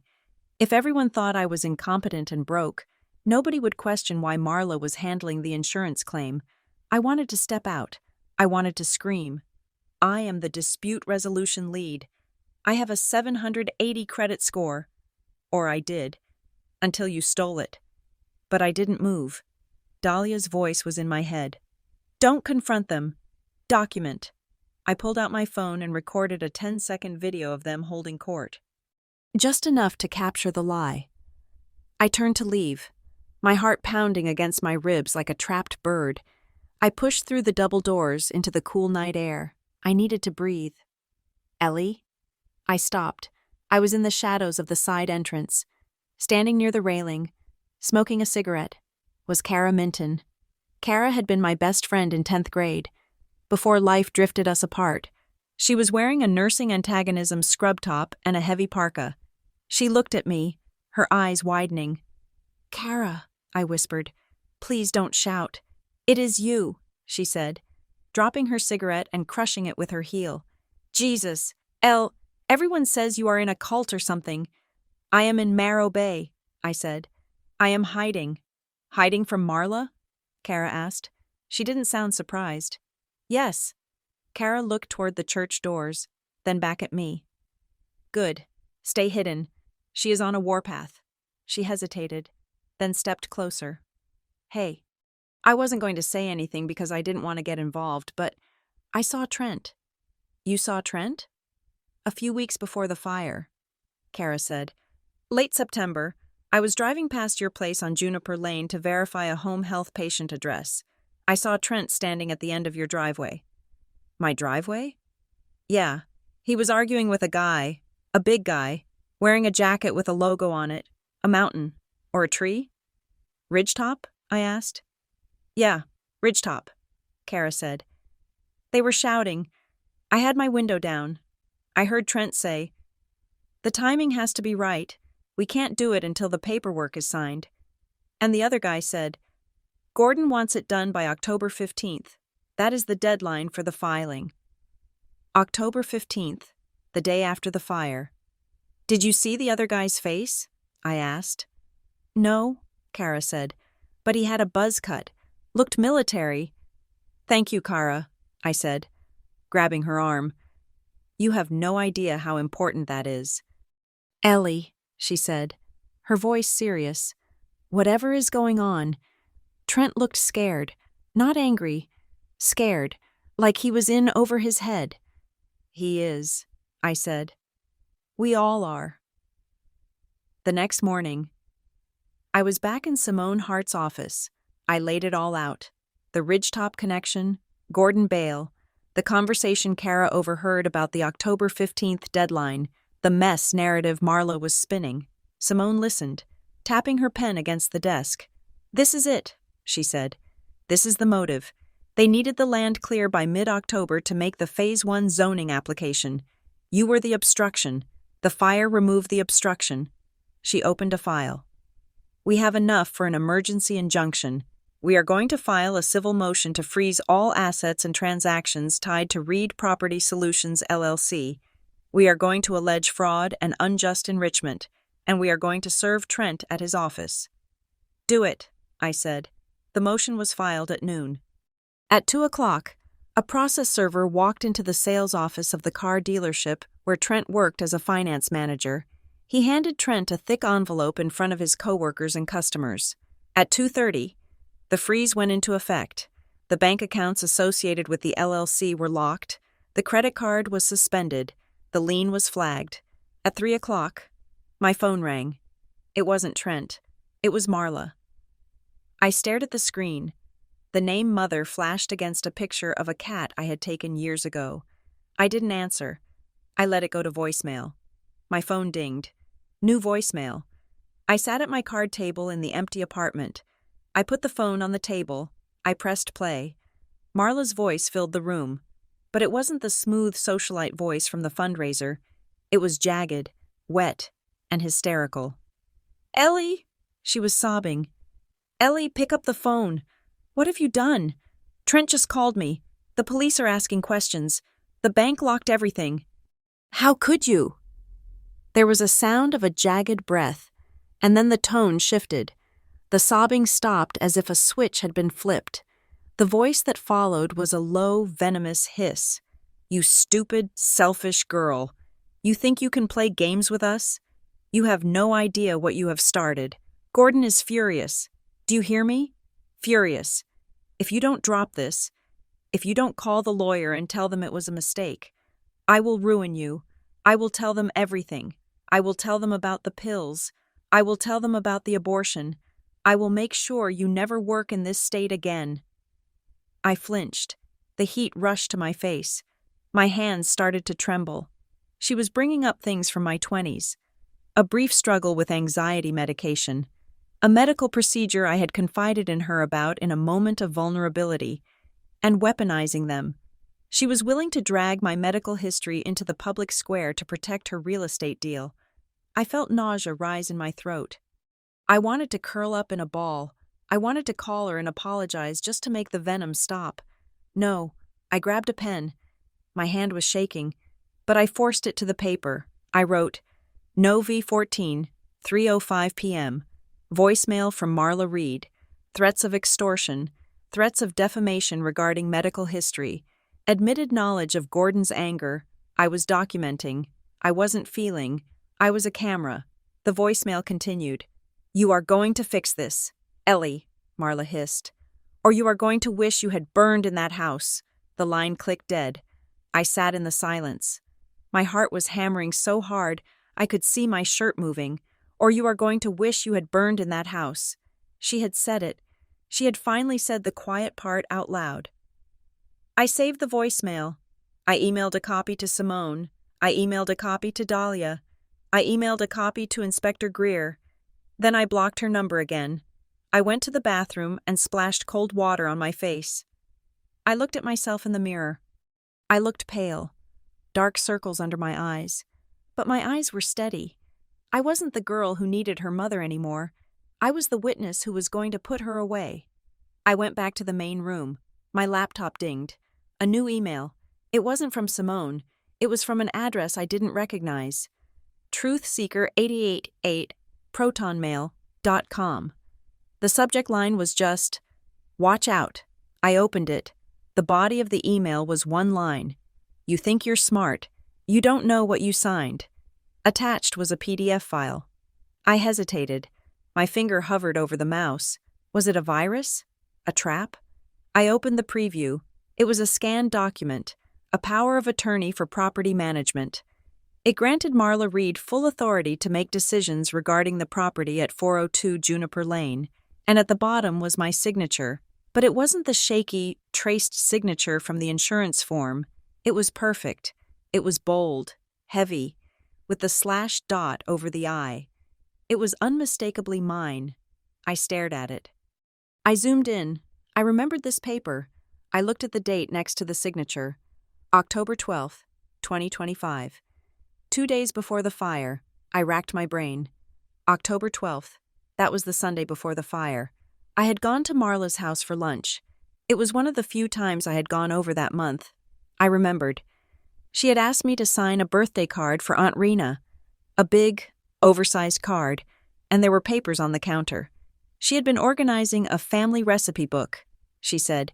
She had asked me to sign a release form for the printer so they could use my Nana's cookie recipe. Just sign here.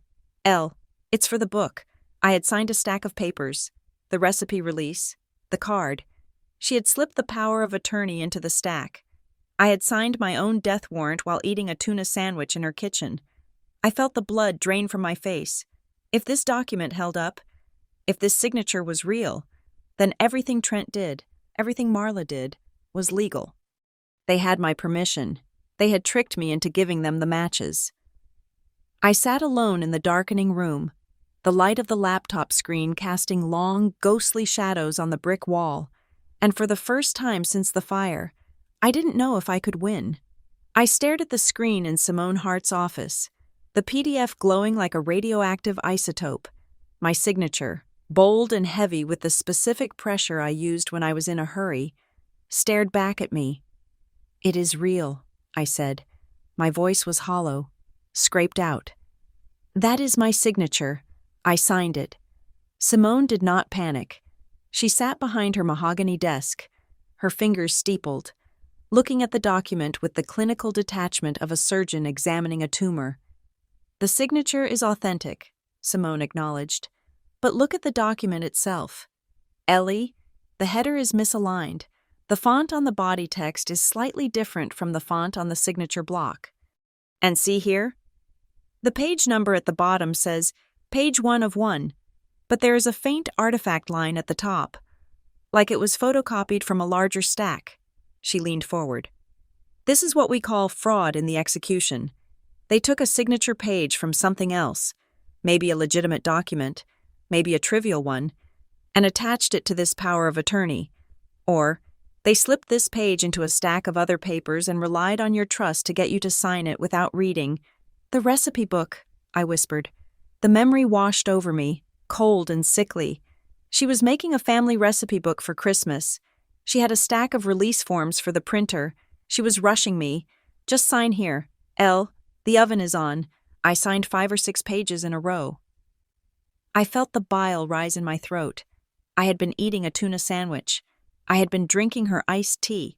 I had been sitting in the sun in her kitchen, thinking we were having a rare moment of mother-daughter peace. And the whole time, she was sliding a knife between my ribs, waiting for me to sign the permission slip for my own execution. "It is deception," Simone said firmly. "And because it was obtained through trickery, it is voidable. But the fact that they have it, the fact that they held on to it for 2 days before the fire, they knew," I said. "They knew the house was going to go. They were arranging the furniture for the funeral before the body was even cold," Simone said. "This proves premeditation. Ellie, they didn't just laugh when you burned, they built the pyre." The shift in my perspective was physical. Before, I had felt like a victim of cruelty. Now, I felt like a mark in a long con. The phone rang on Simone's desk. She answered, listened for a moment, and then put it on speaker. "It is Rory Bell from Pinecrest Mutual," Simone said. "Go ahead. Rory." The investigator's voice filled the room, sharp and metallic. "Ms. Hart, Ms. Reed," Bell said. "We have completed a secondary review of the initial claim intake logs. We have found something disturbing." "Define disturbing," Simone said. "Coordinated misrepresentation," Bell said. "That is the term we are using. We have reviewed the notes from the initial site visit by the independent adjuster. He noted that a male relative, identified as Trent Reed, was present at the scene before the adjuster arrived. Trent Reed specifically directed the adjuster away from the back porch, claiming there was a bee's nest in the structural debris that made it unsafe." "A bee's nest?" I asked. "In a fire?" "Exactly," Bell said. "Bees do not survive 1200 degrees. It was a fabrication designed to limit access to the area where the accelerant indicators were later found. Furthermore, we have a recorded call from the day after the fire. A man identifying himself as a family contractor called to ask if the insurance investigation would include soil samples." "Trent," I said. "We believe so," Bell said. "Ms. Reed, Pinecrest Mutual is no longer viewing this as a standard structural fire. We are viewing it as an attempt to defraud the carrier. We are flagging the policy. We will not be releasing funds to the LLC, nor to anyone else, until a sworn deposition is conducted. But I wanted you to know, the current narrative from your family is that you are uncooperative. They are calling my supervisor daily, demanding we settle." "Let them call," Simone said. "We are preparing our own motion." "Good," Bell said, "because if half of what you sent over in that preservation letter is true, this is going to get very ugly, very fast." It did get ugly, but not in the courtroom. It got ugly in the grocery store aisles and the church pews of Alder Hollow. I was not there to see it, but I felt the shockwaves. My phone began to buzz with messages from relatives I hadn't spoken to in years. "Aunt Rena. Ellie, why are you doing this to your mother? She is heartbroken. She says you are having a breakdown. Cousin Mike. Heard you're trying to sue the family. That's low. Ellie, even for you." An unknown number. Just take the money and go away. Nobody wants you here. Marla had launched a smear campaign. It was a tactical nuclear strike on my reputation. She wasn't just telling people I was difficult. She was telling them I was mentally unstable. She was whispering that the fire was my fault. A suicide attempt gone wrong, and that the family was trying to protect me from the police by handling it quietly, by painting me as crazy. She inoculated the town against the truth. If I stood up and showed them the forged documents, they would just see the paranoid ravings of a sick girl. It is brilliant, I told Dahlia during our next therapy session. She uses their pity to disarm them. If they pity her for having a crazy daughter, they won't look at her bank accounts. It is classic Darvo, Dahlia said. Deny, attack, reverse victim and offender. She is the victim now. You are the abuser. I need to face her, I said. I can't do this through emails anymore. You will get your chance, Dahlia said. Simone told me, the mediation was scheduled for a Thursday afternoon at the offices of a neutral third-party arbitrator in Morro Bay. It was a requirement of the civil motions Simone had filed to freeze the LLC's assets. Before a judge would hear the full fraud case, we had to attempt to settle. I wore a navy blue suit I had bought at the thrift store, but I had had it tailored. I wore my hair pulled back tight. I looked like what I was, a professional woman who audited accounts for a living. I sat on one side of the long, oval table. Simone was on my right. The door opened, and Marla walked in. She was wearing a soft sage green cardigan over a floral blouse. Her pants were loose, comfortable linen. She wore flat shoes. She looked small, fragile, and utterly non-threatening. She carried a tissue in her hand. Behind her walked Trent. He was wearing a suit that was too shiny, and he wouldn't meet my eyes. He looked pale, sweaty, like a man who had been up for 3 days. And behind them was Denton Price. Price was the most expensive family law attorney in Broward County. He was a silver fox with a tan that looked like it came from a bottle and a smile that cost $400 an hour. He walked in with the swagger of a man who thought this was a waste of his time. Let us keep this civil, the mediator, a retired judge named Mr. Vance, no relation to my stepfather, said, "We are here to discuss the dispute regarding the insurance proceeds and the property rights of 402 Juniper Lane." "There is no dispute," Denton Price said smoothly, opening a leather folder. "My client, Ms. Marla Reed, has a valid power of attorney authorizing her to manage the property. The LLC, Reed Property Solutions, was established to facilitate the repair and management of family assets. We are simply trying to help Ellie, Ms. Reed, navigate a difficult financial situation." He looked at me with a condescending pity. "We understand that Ellie has been under a great deal of stress. The fire was traumatic. Marla is prepared to offer a generous settlement to resolve this misunderstanding so Ellie can get the care she needs." "What is the offer?" Simone asked, her voice dry as dust.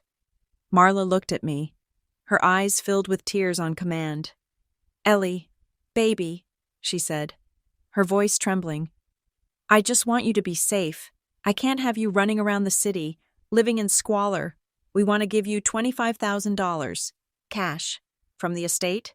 You can use it to start over, get an apartment, get therapy." She pushed a paper across the table. "All you have to do is sign a quitclaim deed for the lot on Juniper Lane.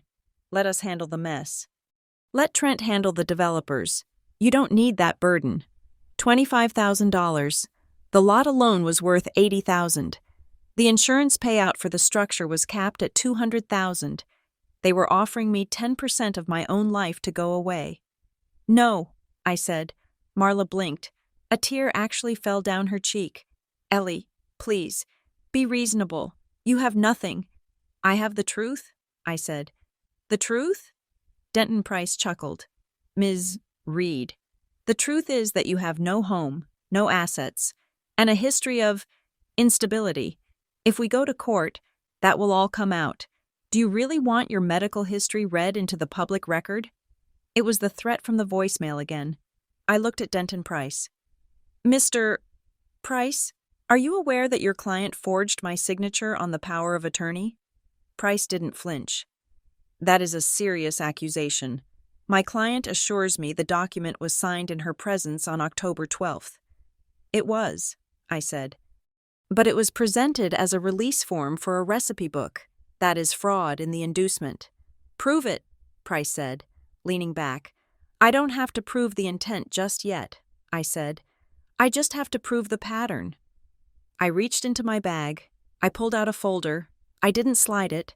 I opened it and laid the papers out, one by one, like tarot cards. This, I said, pointing to the first paper, is the credit card application for Reed Property Solutions, LLC, dated July 14th. It uses my social security number and an email address I haven't accessed in 10 years. Who opened this? Marla? Marla stopped crying. She stared at the paper. This, I continued, laying down the next sheet, is the request to Emberline Electrical for the schematics of my house, dated October 10th, 4 days before the fire. The caller used the name Eleanor Vance, my stepfather's name, a name only you would use, Mom. Trent shifted in his chair. He looked like he was going to vomit. And this, I said, slamming down the lien notice, is a lien filed against my property by the LLC that I supposedly own. Why would I sue myself, Mr. Price? Unless I didn't know I owned the company? Denton Price picked up the lien notice. He looked at the date. He looked at the credit card application. His tan seemed to fade a shade.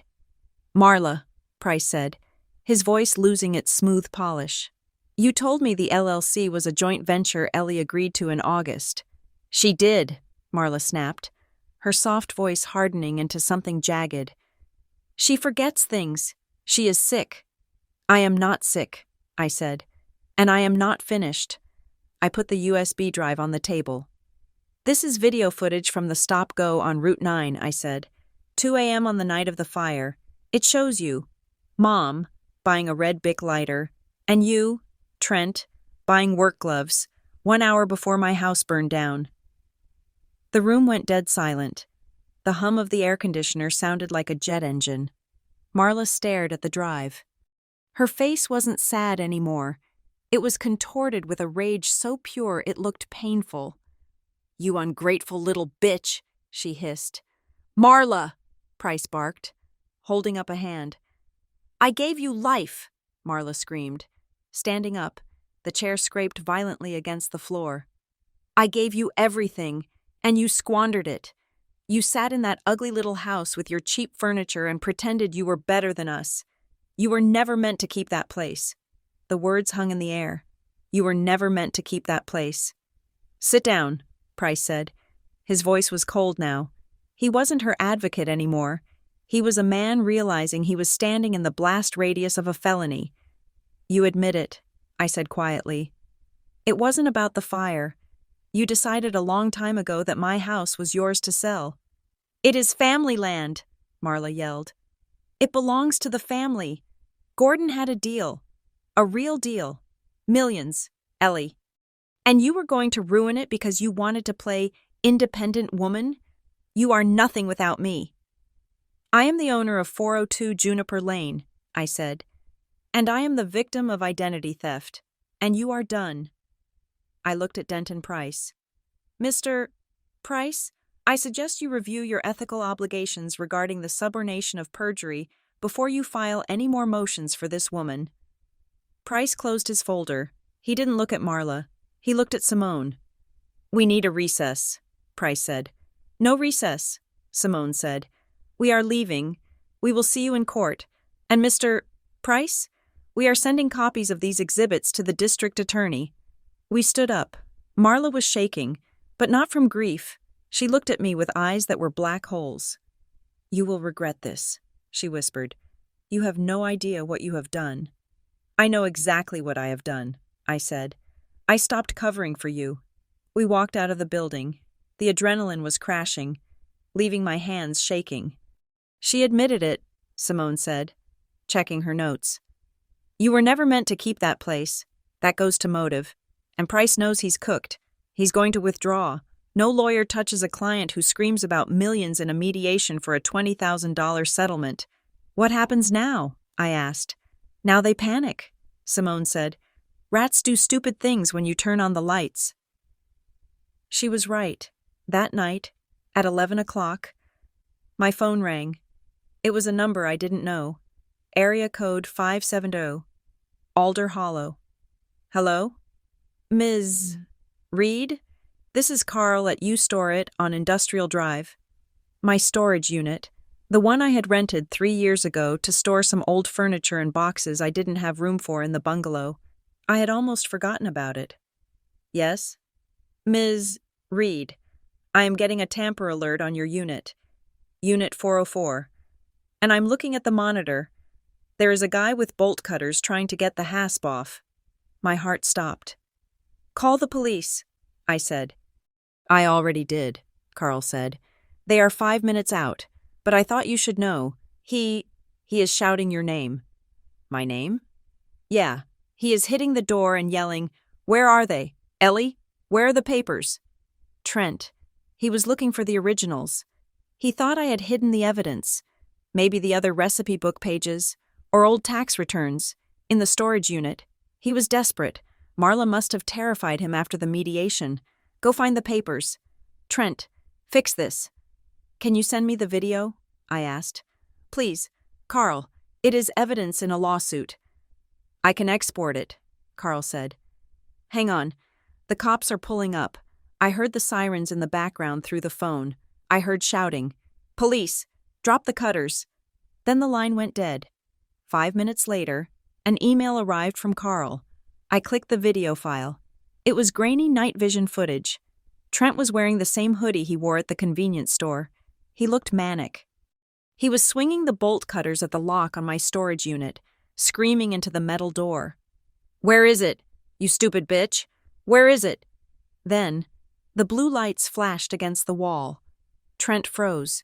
He turned, holding the bolt cutters like a weapon for a split second, then dropped them and put his hands up. I watched my brother, the finance manager, the golden boy, get shoved against the corrugated metal wall by 2 uniformed officers. I watched them cuff him. I didn't feel happy. I didn't feel a surge of victory. I felt sick. I forwarded the video to Simone. The next morning, the system finally moved. Simone sent the video to the detective assigned to my identity theft report. Combined with the footage from the convenience store and the transcript of the mediation where Marla admitted to the deal, it was enough. Trent wasn't just arrested for attempted burglary. He was brought in for questioning regarding the fraud. Simone called me at noon. They have him, she said. He is in custody. And Ellie, he is talking. He is not built for jail. He is blaming Marla. He says she made him sign the forms. He says she told him it was the only way to save the family from bankruptcy. Bankruptcy? I asked. Apparently, the millions Gordon promised were to cover some significant debts Marla has, gambling debts, maybe, or just living beyond her means. Trent says he was just following orders. And Marla? They are issuing a warrant for her arrest this afternoon, Simone said. Fraud, forgery, and conspiracy. I hung up the phone. I sat in my apartment in Marrow Bay. The sun was shining through the dirty window, illuminating the dust motes dancing in the air. I looked at my timeline on the wall, the lines connecting the fire, the box, the LLC. It was all true. I had won. I had proven it. I had stopped them. But as I sat there, listening to the radiator hiss, I didn't feel like a winner. I felt like an orphan. I had burned down their world just like they had burned down my house. The difference was, I used the truth, and they used gasoline. I thought about Marla. I thought about the way she used to brush my hair when I was little, before she decided I was a disappointment. I thought about Trent teaching me to ride a bike. Those people were gone. Maybe they never existed. Maybe they were just characters they played until the money ran out. I wrapped my arms around myself, feeling the cold seep into my bones. I didn't want them to suffer. I didn't want to see them in handcuffs. I just wanted to be safe. I just wanted my name back. I just wanted to stop being the fuel they threw into their engine to keep their lifestyle running. I walked to the window and looked out at the gray ocean. "It is over," I said to the empty room, but the silence that answered me was louder than the fire had ever been. It was exactly 1 year to the day since the fire. October 14th arrived with a sky the color of bruised iron, the air crisp and smelling of dead leaves. It was the kind of weather that usually made me think of pumpkin patches and wool sweaters. But now, it only smelled like smoke. I drove back to Alder Hollow in a rental car, as I had done so many times over the last 12 months. But this time, I did not park 2 streets away. I did not wear a hat or sunglasses. I parked in the main lot of the Bryan County Municipal Building, right next to a news van. The proceeding was an anomaly. It was a consolidated hearing, a legal Frankenstein stitched together from 3 different bodies of law. There was the civil fraud motion my lawyer, Simone Hart, had filed against Reed Property Solutions, LLC. There was the insurance investigation regarding the suspended claim with Pinecrest Mutual, and most damningly, there was a county inquiry into the zoning practices of Ridgetop Development Group. Because the threads were so tangled, the fire, the land, the LLC, the loans, the zoning, the county judge had ordered a single evidentiary hearing to determine the facts before unsealing the indictments. I walked up the concrete steps. I wore a black suit, sharp and tailored. I carried a leather briefcase. I felt like a stranger in my own history. The municipal chamber was a cavernous room with wood-paneled walls that hadn't been updated since the 70s. It smelled of floor wax and old paper. The gallery was full. Half the town of Alder Hollow seemed to be there. I saw neighbors from Juniper Lane. I saw my high school teachers. I saw the barista from the coffee shop. They were there for the spectacle. The Reed family implosion had become the town's favorite soap opera.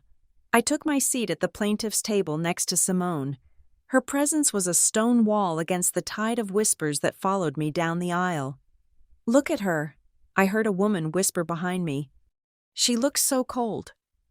I didn't flinch. I was cold. I had frozen my heart to survive this. On the other side of the aisle sat my family. Marla sat in the center, flanked by Trent and Gordon Bale. She was wearing a pale blue dress, the color of a robin's egg. It was a color designed to evoke innocence, fragility. She held a handkerchief in her hand, dabbing at dry eyes. She looked smaller than I remembered, as if the weight of the lies was finally compressing her spine. Trent looked terrible. He had been out on bail for months, but the stress was eating him alive. His suit hung off his shoulders, and his leg bounced nervously under the table. He wouldn't look at me. Gordon Bale looked bored, checking his watch, acting like this was a tedious board meeting he had to endure before getting back to business. The bailiff called the room to order. Judge Holloway, a woman with a face like a topographic map of severity, took the bench. "We are here to establish the timeline of events regarding the property at 402 Juniper Lane," Judge Holloway said. Her voice boomed without a microphone. "This is not a criminal trial, but be advised that sworn testimony given here is admissible in future criminal proceedings. Let us begin." For the first 2 hours, I listened to strangers dissect my life. A clerk read the deed history. A bank representative read the credit card statements of the LLC, listing the thousands of dollars spent on consulting fees and office supplies while I was sleeping on a friend's couch. It was clinical. It stripped the pain away and left only the math, and the math was damning. Then came the witnesses. The first surprise happened when Marla's name was called.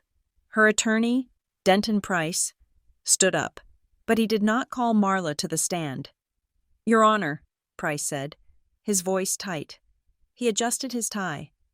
"At this time, I must submit a formal motion to withdraw as counsel for Ms. Marla Reed." A murmur rippled through the room. Marla's head snapped up. She grabbed Price's arm, but he pulled away. "On what grounds, Mr. Price?" the judge asked. "Material inconsistencies, Your Honor," Price said, staring straight ahead. "It has come to my attention that documents provided to me by my client regarding the authorization of the LLC were altered. I cannot ethically represent a client who insists on suborning perjury." The room erupted. The gavel banged. "Order!" Judge Holloway shouted. I watched Marla. The performance of the grieving mother shattered. Her face went slack with shock. Her own lawyer had just publicly branded her a liar. She looked around the room, her eyes wide, realizing the shield was gone.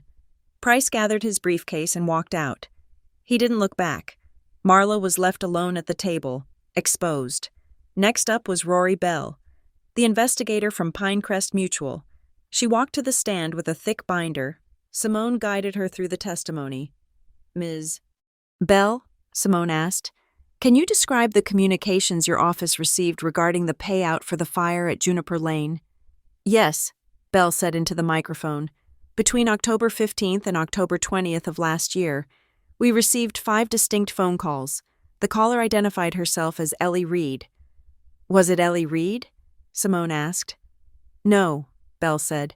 Voice analysis confirms the caller was Marla Reed. Furthermore, the calls originated from a landline registered to Gordon Bale. Marla flinched. Gordon shifted in his seat, his boredom replaced by a sudden, sharp attention. And what was the nature of these calls? Simone asked. The caller was attempting to redirect the structural payout, Bell said. She requested that the check be cut to Reed Property Solutions LLC, citing a pre-existing management agreement. When our adjuster asked to speak to Ellie directly, the caller stated that Ellie was incapacitated and in a mental health facility and could not come to the phone. The gallery gasped. I felt the eyes on my back. I sat straighter. Incapacitated. She had tried to bury me in a jagged institutional narrative just to cash a check. Did you find any evidence that Ellie Reed was incapacitated? Simone asked. No, Bell said. We found evidence that she was working 12-hour shifts at a medical billing firm in Marrow Bay, paying her own rent, and filing police reports. Thank you, Simone said. Then came the county officials. A zoning commissioner took the stand. He looked nervous, sweating under the lights. He detailed the Briar Glen Revitalization Project. He unrolled a map. There it was. My house. The obstacle. The cork in the bottle. And who was the consulting partner for this acquisition? The state attorney asked. Mr. Gordon Bale? The commissioner said. And how was Mr. Bale compensated? He was on a contingency fee, the commissioner said. He only got paid if the acquisition of the key lots, specifically the Reed lot, was completed by November 1st. November 1st, the attorney repeated. 2 weeks after the fire, the attorney produced a stack of invoices. We have here invoices submitted by Gordon Bale to Ridgetop Development, dated October 16th, 2 days after the fire. The invoice is for site clearance facilitation. Amount, $50,000.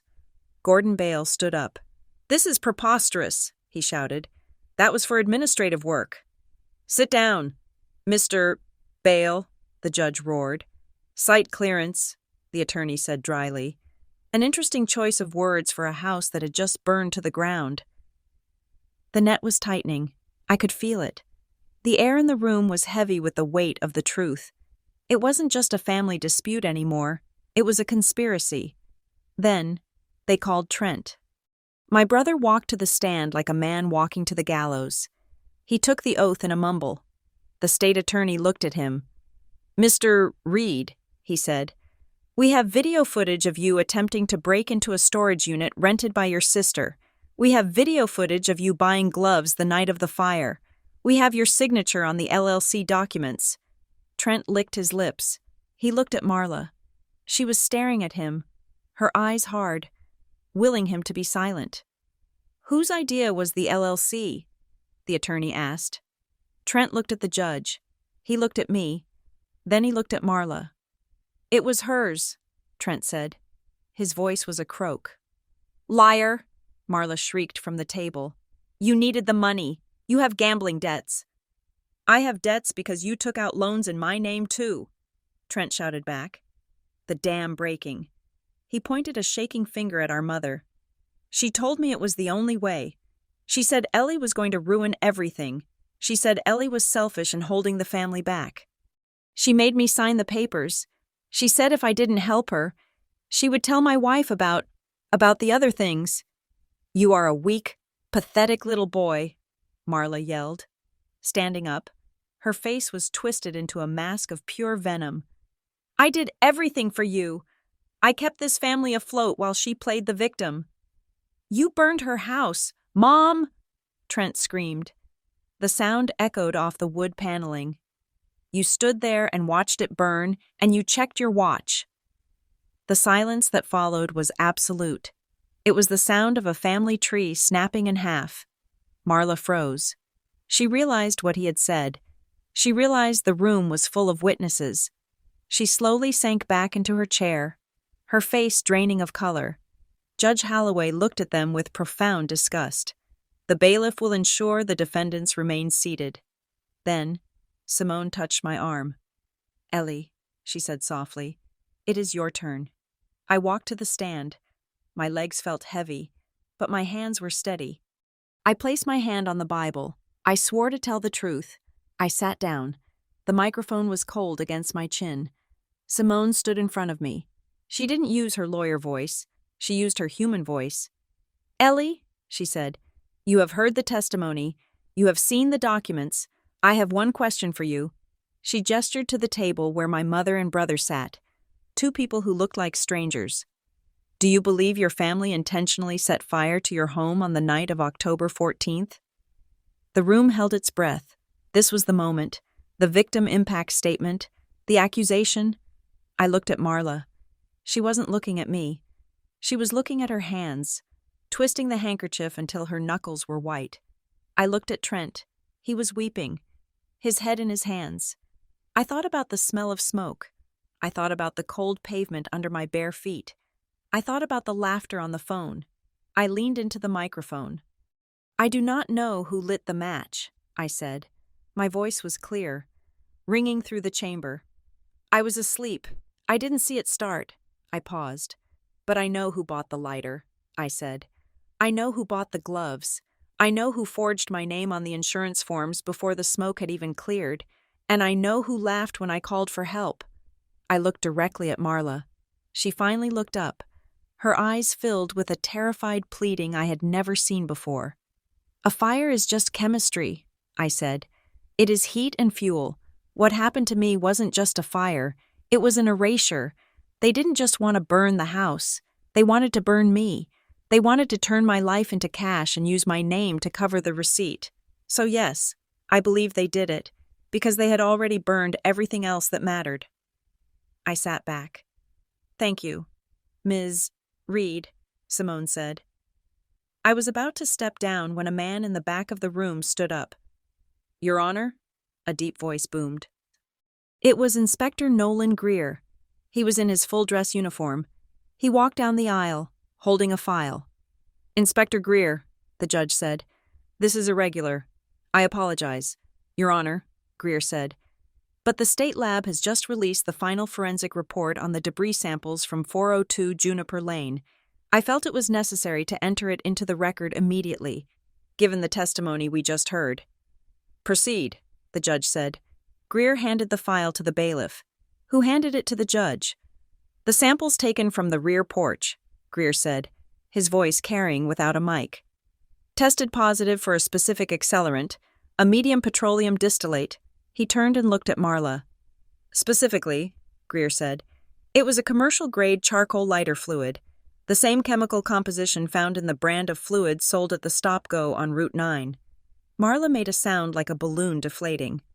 "Furthermore," Greer said, "we recovered a partially melted plastic cap from the debris. It was red. It matches the nozzle of the fluid bottle." "Thank you, Inspector," the judge said. She looked at the defense table. Her eyes were hard as flint. "In light of this evidence," the judge said, "and the testimony regarding the fraudulent insurance claims, I am referring this matter to the district attorney for immediate criminal charges. Bail is revoked for Trent Reed and Mrs. Reed." The judge paused. "I am ordering you into custody pending a psychiatric evaluation and arraignment for arson, insurance fraud, and conspiracy." The gavel banged. It sounded like a gunshot. Marla screamed. It wasn't a scream of fear. It was a scream of outrage. "No!" she shrieked as the bailiff moved toward her. "You can't. I am Marla Reed. I am a pillar of this community. Gordon, do something! Gordon Bale was already halfway to the door. Trying to slip out of the back, a deputy stopped him. You too. Mr. Bale? The deputy said. I watched them. I watched my mother being handcuffed, her expensive blue dress bunching up around the metal cuffs. I watched Trent being led away, sobbing. I watched the family portrait dissolve into a police blotter. I didn't smile. I didn't cheer. I just felt a profound, heavy silence settle over me. I walked out of the municipal building 20 minutes later. The sun had come out. It was blindingly bright, reflecting off the windshields of the cars in the lot. The news van was setting up, cameras pointing at the doors, waiting for the perp walk. I slipped out the side exit. I walked to my rental car. I leaned against the hood, the metal cold against my legs. I took a deep breath. The air smelled of autumn leaves and exhaust. It didn't smell of smoke. I looked at my hands. They were steady. I had spent a year running. I had spent a year fighting. I had built a wall of paper and evidence to protect myself, and it had worked. They were gone. The threat was neutralized. The LLC was frozen. The insurance company was writing me a check for the full amount, plus damages. I was rich. I was vindicated. But I felt empty. I realized then that revenge doesn't give you your life back. It just clears the wreckage. You still have to build something new on the scorched earth. My phone buzzed in my pocket. I pulled it out. A text message. From an unknown number. Come home. Ellie, please, we can fix this. I can make it right. Just tell them you made a mistake. I am your mother. She must have convinced a deputy to let her use a phone. Or maybe she had a burner she hadn't surrendered yet. Even in handcuffs. Even facing prison. She was still trying to spin the story. She still thought she could command me. Come home. Home. I looked at the word. Home was the bungalow on Juniper Lane. Home was the smell of lavender detergent. Home was the feeling of safety. She had burned that. There was no home to go back to. Then, my phone rang. It was Simone. Ellie, she said, I have news. Pinecrest Mutual just called. They want to settle the bad faith claim immediately. They are offering the full policy limit, plus treble damages for the fraud they failed to catch. It is over $500,000. That is good, I said. There is a condition, Simone said. They want a confidentiality clause. They don't want the details of their negligence regarding the identity theft to be public. If you sign, the money is wired tomorrow. But you can't write a book. You can't give interviews. You have to let the story die here. I stood in the parking lot, holding the phone. On one hand, silence, money, a fresh start. I could take the $500,000 and disappear. I could move to a beach in Mexico. I could be anonymous. On the other hand, my voice, if I signed, Marla's narrative, the mental health episode, the confused daughter, would eventually creep back in. People would forget the details. They would just remember it was a messy family tragedy, but if I didn't sign... I looked up at the sky. A hawk was circling high above, riding the thermals. I thought about the timeline on my wall, the fire, the box, the lie. I thought about the laughing emoji. Ellie, Simone asked, what do you want to do? I looked at the text from my mother one last time. Come home. I deleted it. Tell them no, I said. No? Simone sounded surprised. Ellie, it is a lot of money. I don't want their silence, I said. I want my name. I want the record to stand. I want everyone to know exactly what happened. If they want to pay me what they owe me, they can pay me without a gag order. If not, we go to trial. They will fold, Simone said, a smile in her voice. They are terrified of a jury. Good, I said. Let them be terrified. I hung up. I got into the car. I started the engine. I didn't look back at the courthouse. I didn't look back at the town of Alder Hollow. I put the car in drive and turned toward the highway, toward Marrow Bay, toward the gray ocean and the brick walls and the life I had chosen for myself. I wasn't Ellie Reed. The victim, I wasn't Ellie Reed. The arsonist's daughter, I was just Ellie. And for the first time in my life, the road ahead wasn't paved with their expectations. It was open, and I had a lot of work to do. Thank you so much for listening to My Mom Laughed When My House Burned Down. 1 year later, their world burned without me. It has been a journey walking through the fire with Ellie, and I hope you felt every spark and every moment of justice. I would love to know where you are tuning in from. Please drop a comment below and tell me which country or city you are listening from. If you enjoyed this story and want more gritty, realistic tales of justice and family drama, please make sure to subscribe to Revenge Stories. And finally, I want to hear your thoughts. Did Ellie make the right choice by refusing the confidentiality agreement? Would you have taken the money and the silence? Share your thoughts in English in the comments section. I read every single one. Until next time, keep your receipts.